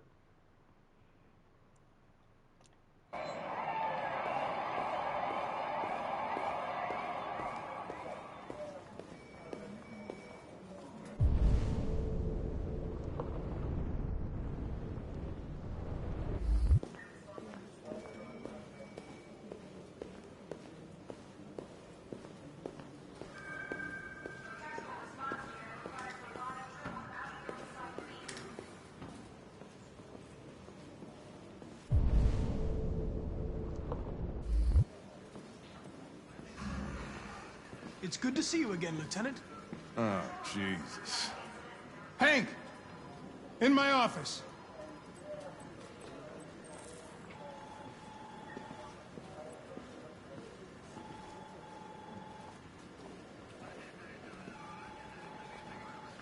Hey, taken any samples yet?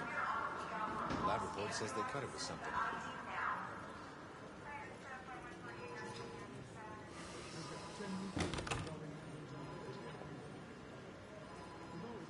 We really need to... We're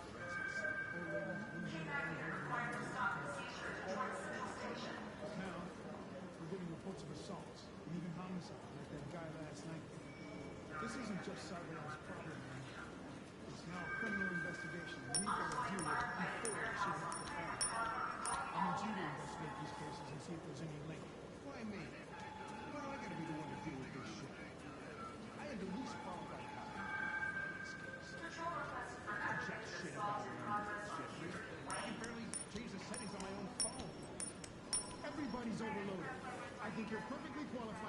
of investigation. Bullshit!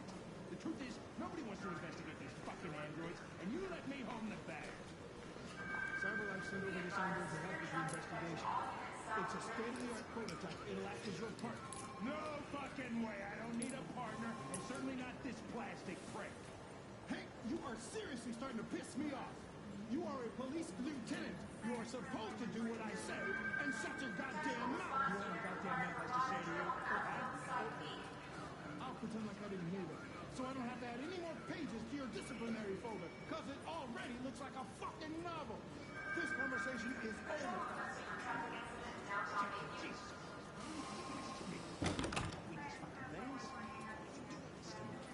Listen, I've had just about enough of your bitch. Either you do your job or you hand in your badge. Now, if you'll excuse me, I've got work to do. All units in Sector R9, we're on the lookout for a lost android. We're sending the ID now.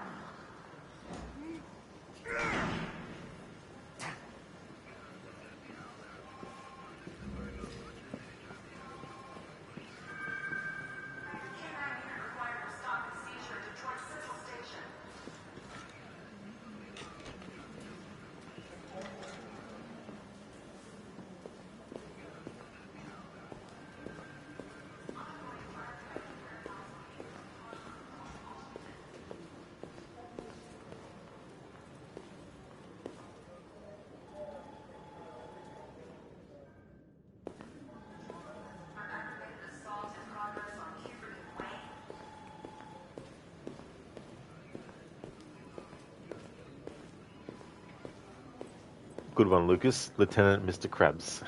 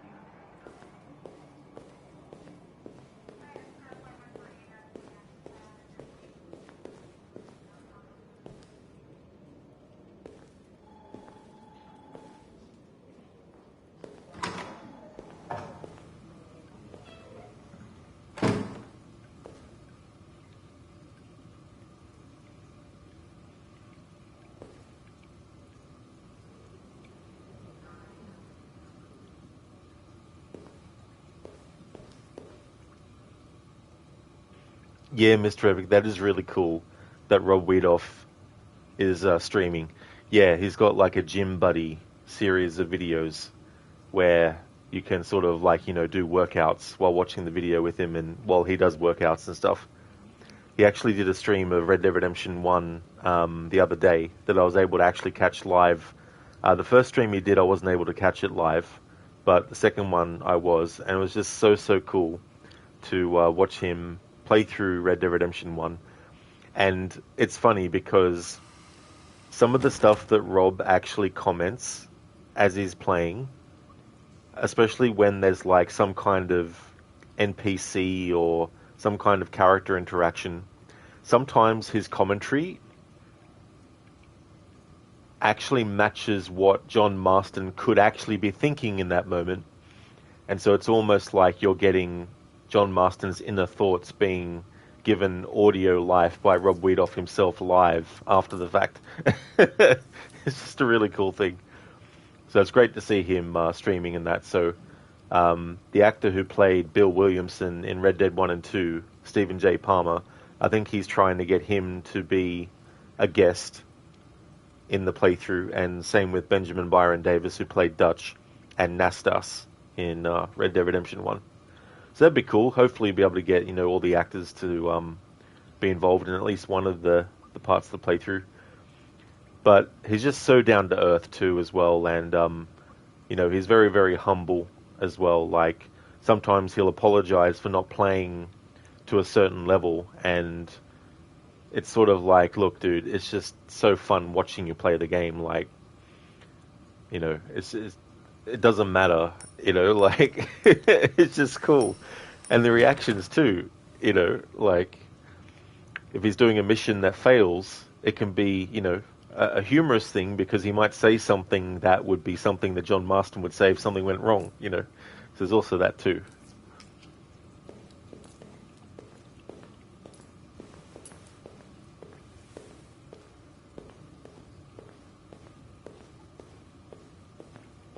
That's funny, Mr. Everett. Yeah, it's really, really cool.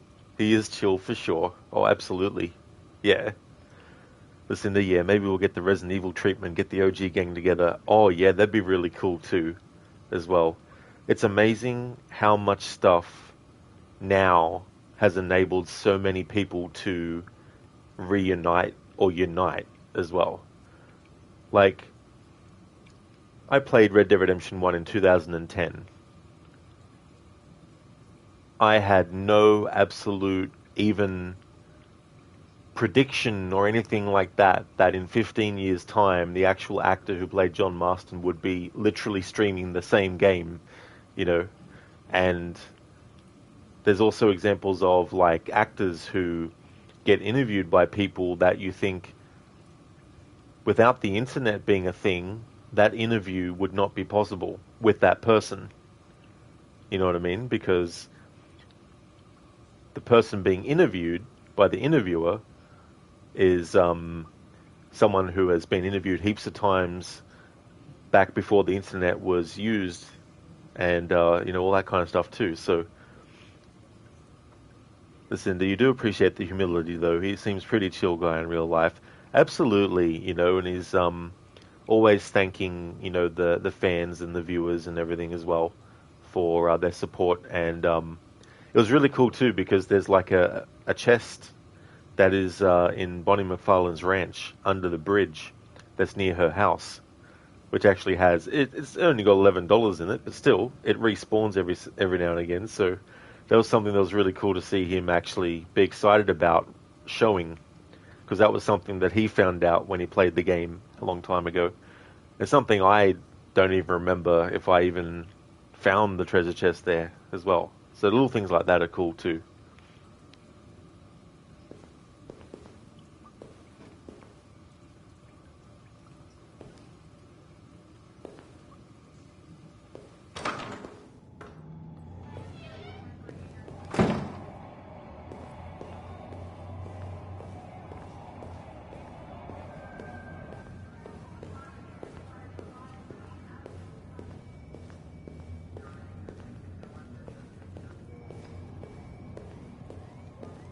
Yeah, I thought that was cool too as well, Lucinda. This is like, that's a little tidbit of thing that I just didn't know, and I couldn't even remember if I did know back in the day in 2010, because that was a long time ago now.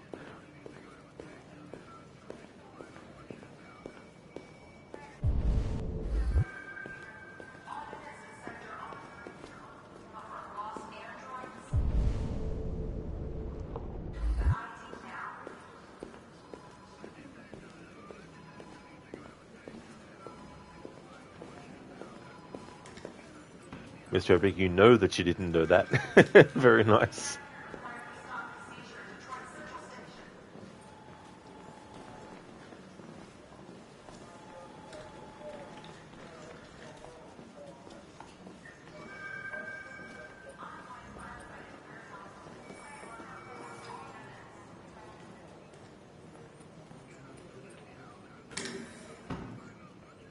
It'd be so funny if Connor kicked his chair out from underneath him with his feet up like that.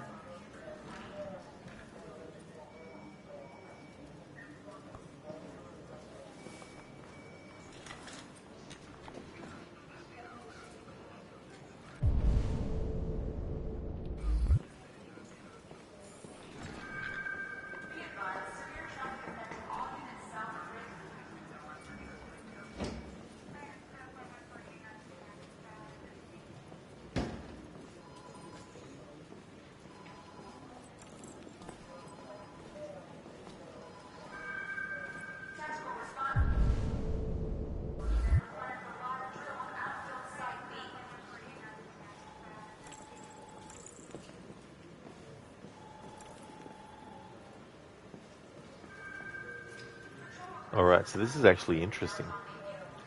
because there's no timer to make this choice. So it's like what to actually choose. Because it's been consistent that in a timed response, not selecting anything before the time runs out, the game automatically chooses the bottom option. I'm going to stick with that kind of line of thinking, even though it's me actually pressing the button to make it happen in this case. Because it's a QTE that doesn't have a timer, and therefore the game won't automatically choose the bottom option. I'm going to choose the bottom option to match that. It's an honor to be working with you, Lieutenant. I'm sure we'll make a great team.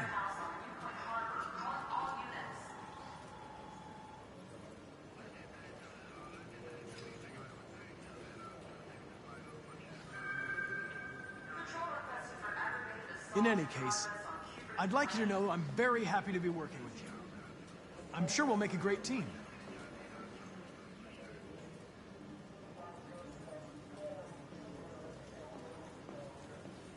Is there a desk anywhere I could use? No one's using that one.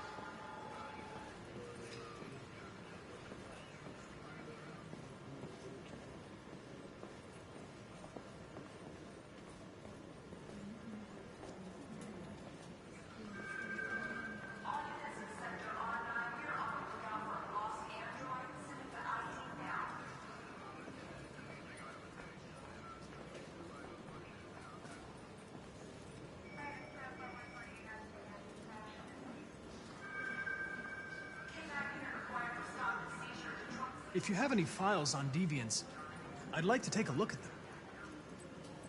Terminal's on your desk. Knock yourself out.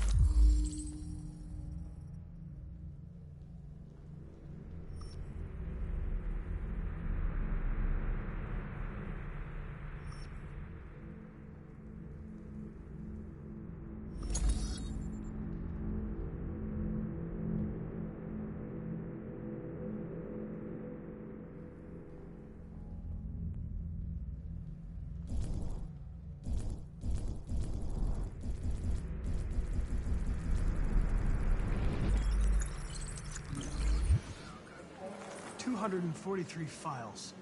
First dates back 9 months. It all started in Detroit and quickly spread across the country. We could follow up on one of these cases, see if we could figure out what happened.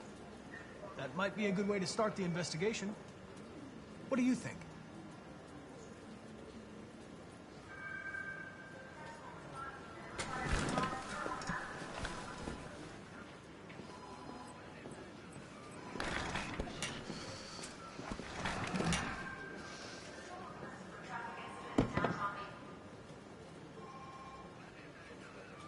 This is time, so I'll let it go.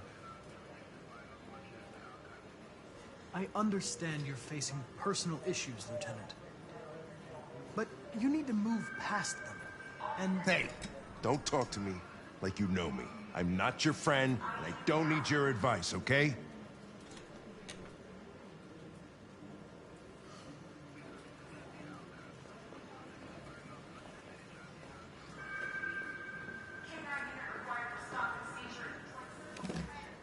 I'm going to file a report with my superiors that you refuse to work on this investigation.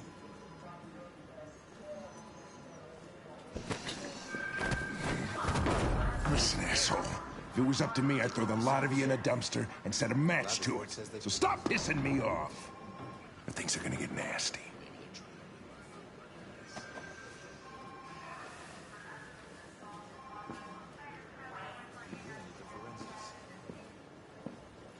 Where are you going? Lunch. Bullshit makes me hungry.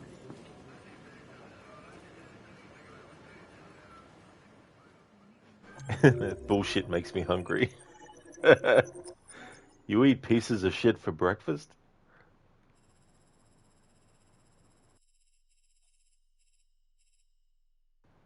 Gladys, this guy is awesome. He really is. Clancy Brown's a really good actor. Listen, you thought the same thing, did you? Very nice. Classic moment in Happy Gilmore. So that was the Waiting for Hank chapter. So in the Zen garden, we found Amanda. We found a magic stone. We talked with Amanda. And I made sure to let the game decide the choices. We arrived at the police station, found Lieutenant Anderson. Hank arrives. We explored the station. We talked with Gavin. There he is. There's Gavin. Hank storms out. We spoke to Hank, examined the files, talked about the case. Hank is mad, and Hank left to get lunch. He was Hank-gree. Listen, you also happened to watch the Happy Gilmore 2 trailer recently too, so that might have had something to do with it. Same here. Yeah, I saw that as well. Like, it was like, doesn't he say something like, you stole everything from me? And he's like, why would I want to steal something from a guy who eats pieces of shit for breakfast? Or something like that. Gladys, if your son types random things, although you think he doesn't type random things anyway, you can time you out if it ends up being disruptive in chat. Off to work, y'all. Have an awesome time. No problem at all, Gladys. Thank you for leaving the lurk, dude. I hope that work goes well. Would definitely like to recommend people check out Gladys' channel if you haven't before. He's doing a playthrough of a lot of retro games. He's a big fan of the Mortal Kombat series, but also other fighting game franchises like Streets of Rage, Tekken, and Street Fighter as well. A really humorous streamer as well, so definitely recommend.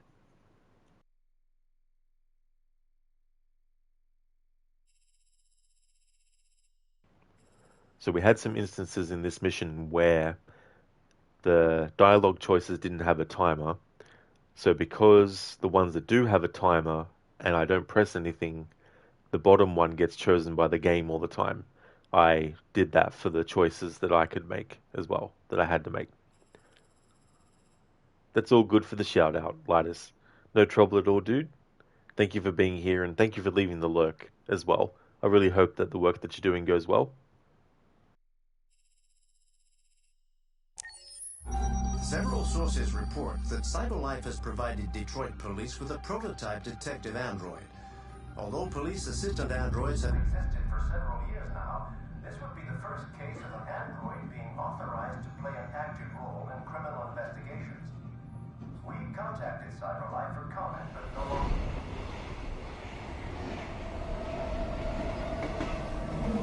We are now approaching Ferndale Station. Please take care when stepping onto the platform. Customers are reminded that all androids must ride in the designated area. There's a place where we can be free. Find Jericho.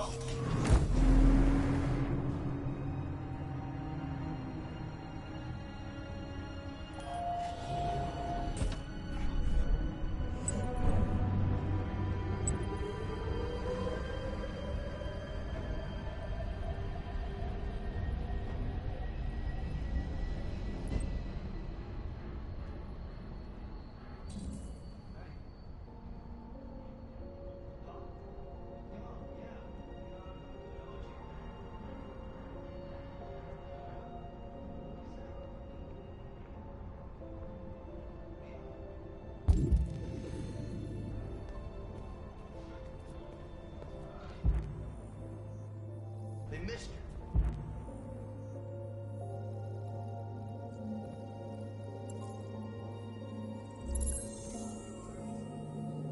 Did you spare some change?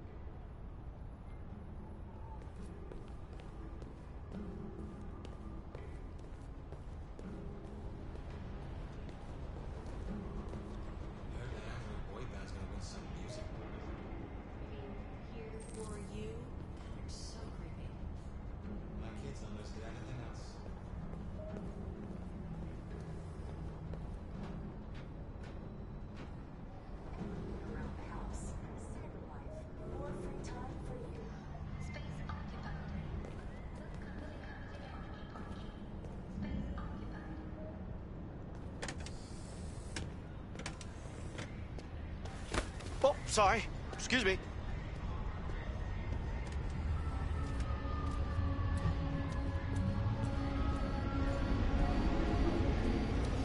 Thank you for using Cyberlife's Android parking service.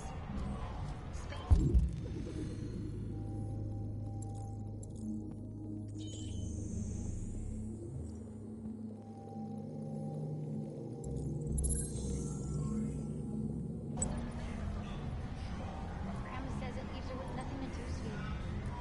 But she's so cool.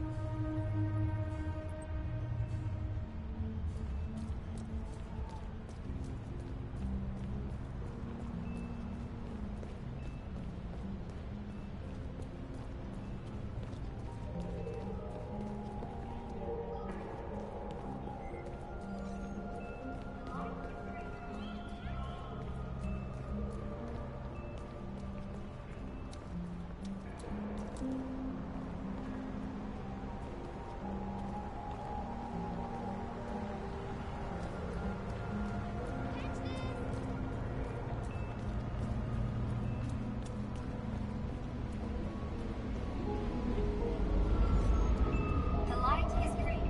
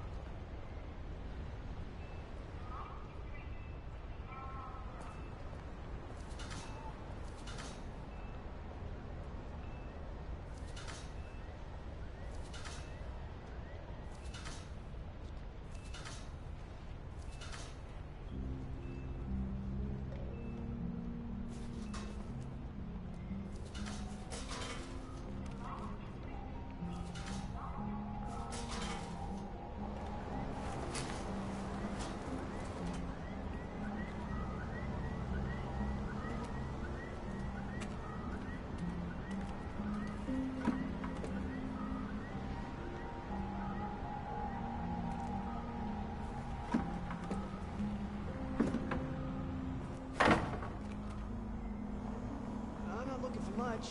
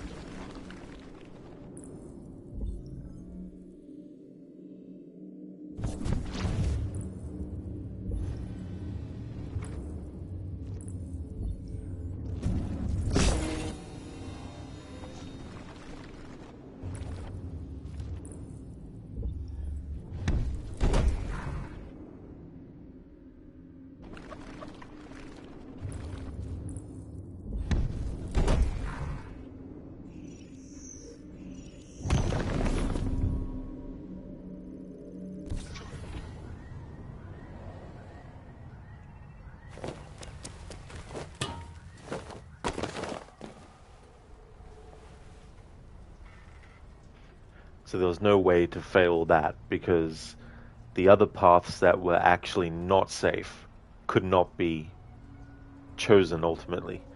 So it forces you into actually finding the right path, and then once you have, that's the path that has to be dedicated to.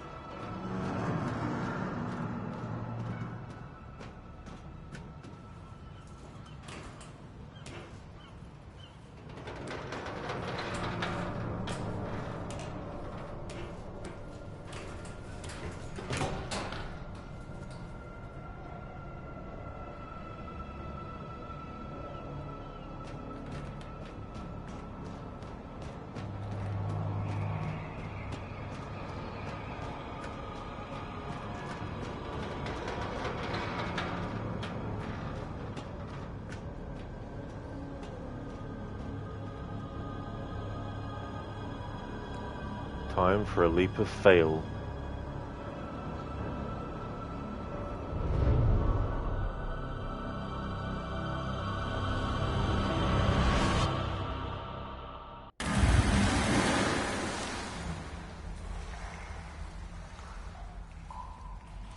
Which is still a leap of fail, even though he succeeded to land in the water, because doing a leap of fail means that you die, and the fact that we didn't actually die means we still failed the leap of fail.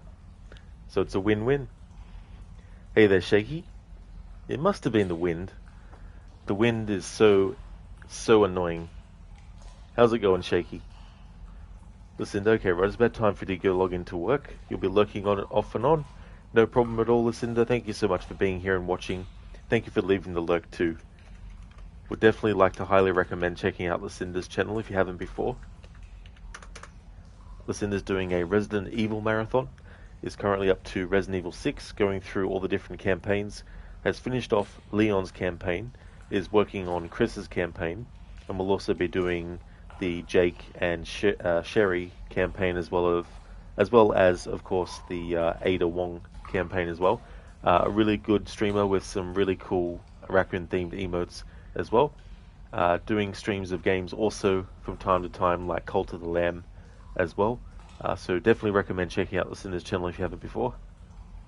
And that's all good for the shout-out, Lucinda. Always happy to give you one. Thank you so much for being here, and I hope that work goes well for you today. Thanks for leaving the lurk too. Blame you, Extreme Storm?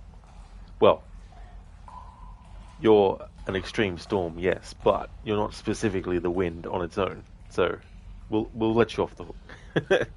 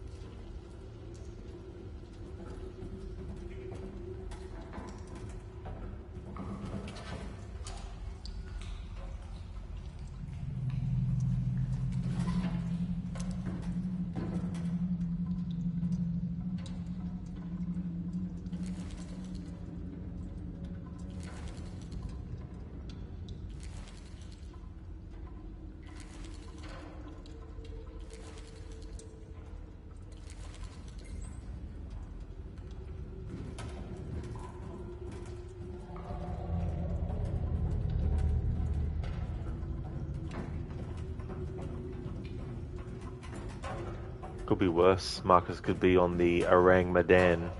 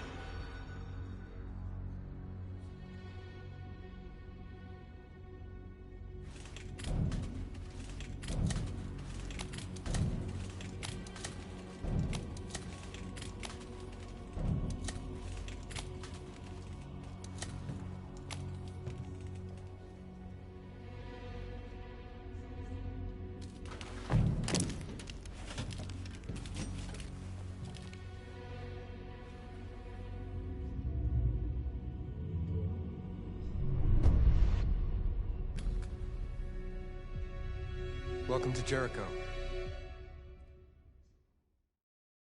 Welcome to the family, son.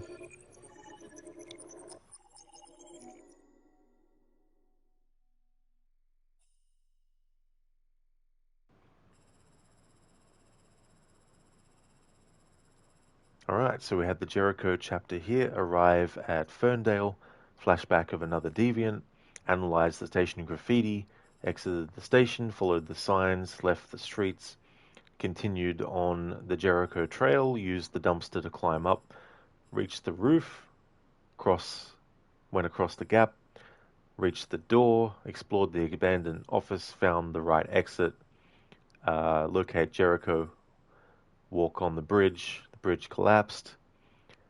I knew that was going to happen, but it plays into this whole Detroit become fail approach. Climbed the crane and jumped, got inside the boat, found the flashlight, entered the machine room, fell off the catwalk, and met the people of Jericho.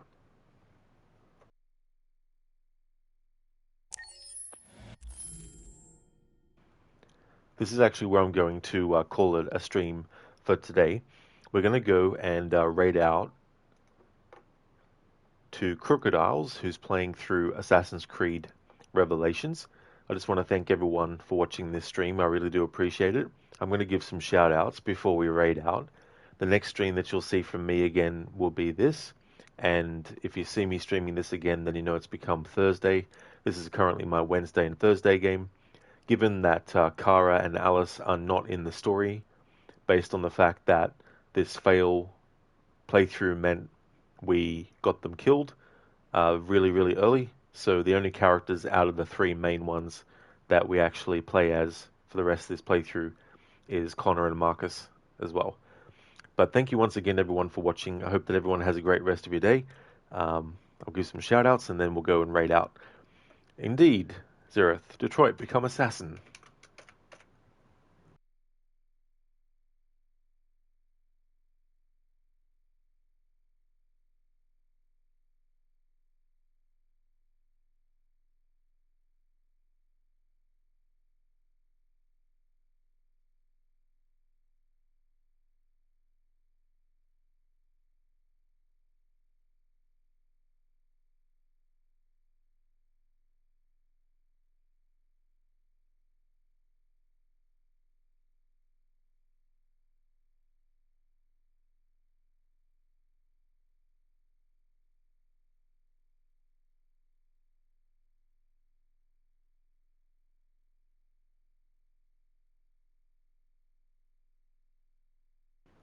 Would like to highly recommend people check out Absolution, who most recently did a playthrough of the Hulk, in Meta, who's doing a 100% playthrough, no HUD, no looking at the maps, no fast travel playthrough to celebrate its 10th anniversary.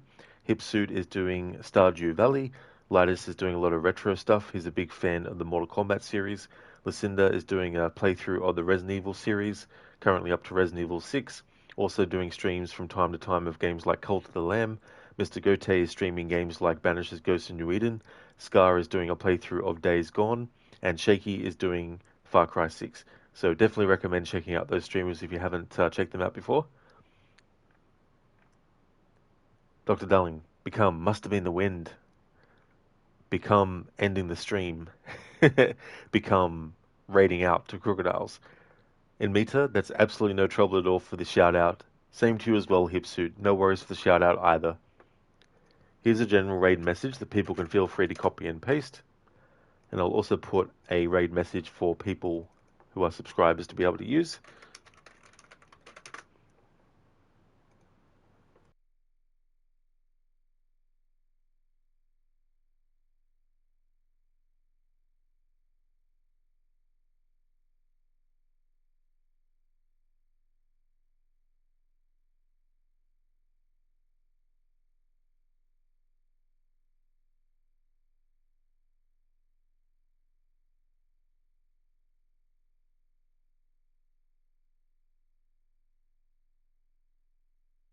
Indeed, Zereth. Detroit become imaginary insult. Thank you once again, everyone, for watching. I hope that everyone has a great rest of your day. If you see me streaming this again, then you know it's become Thursday. This is my Wednesday and Thursday game. If I finish it tomorrow, I'll change what the Wednesday and Thursday game is next week. Until next time, have a good one.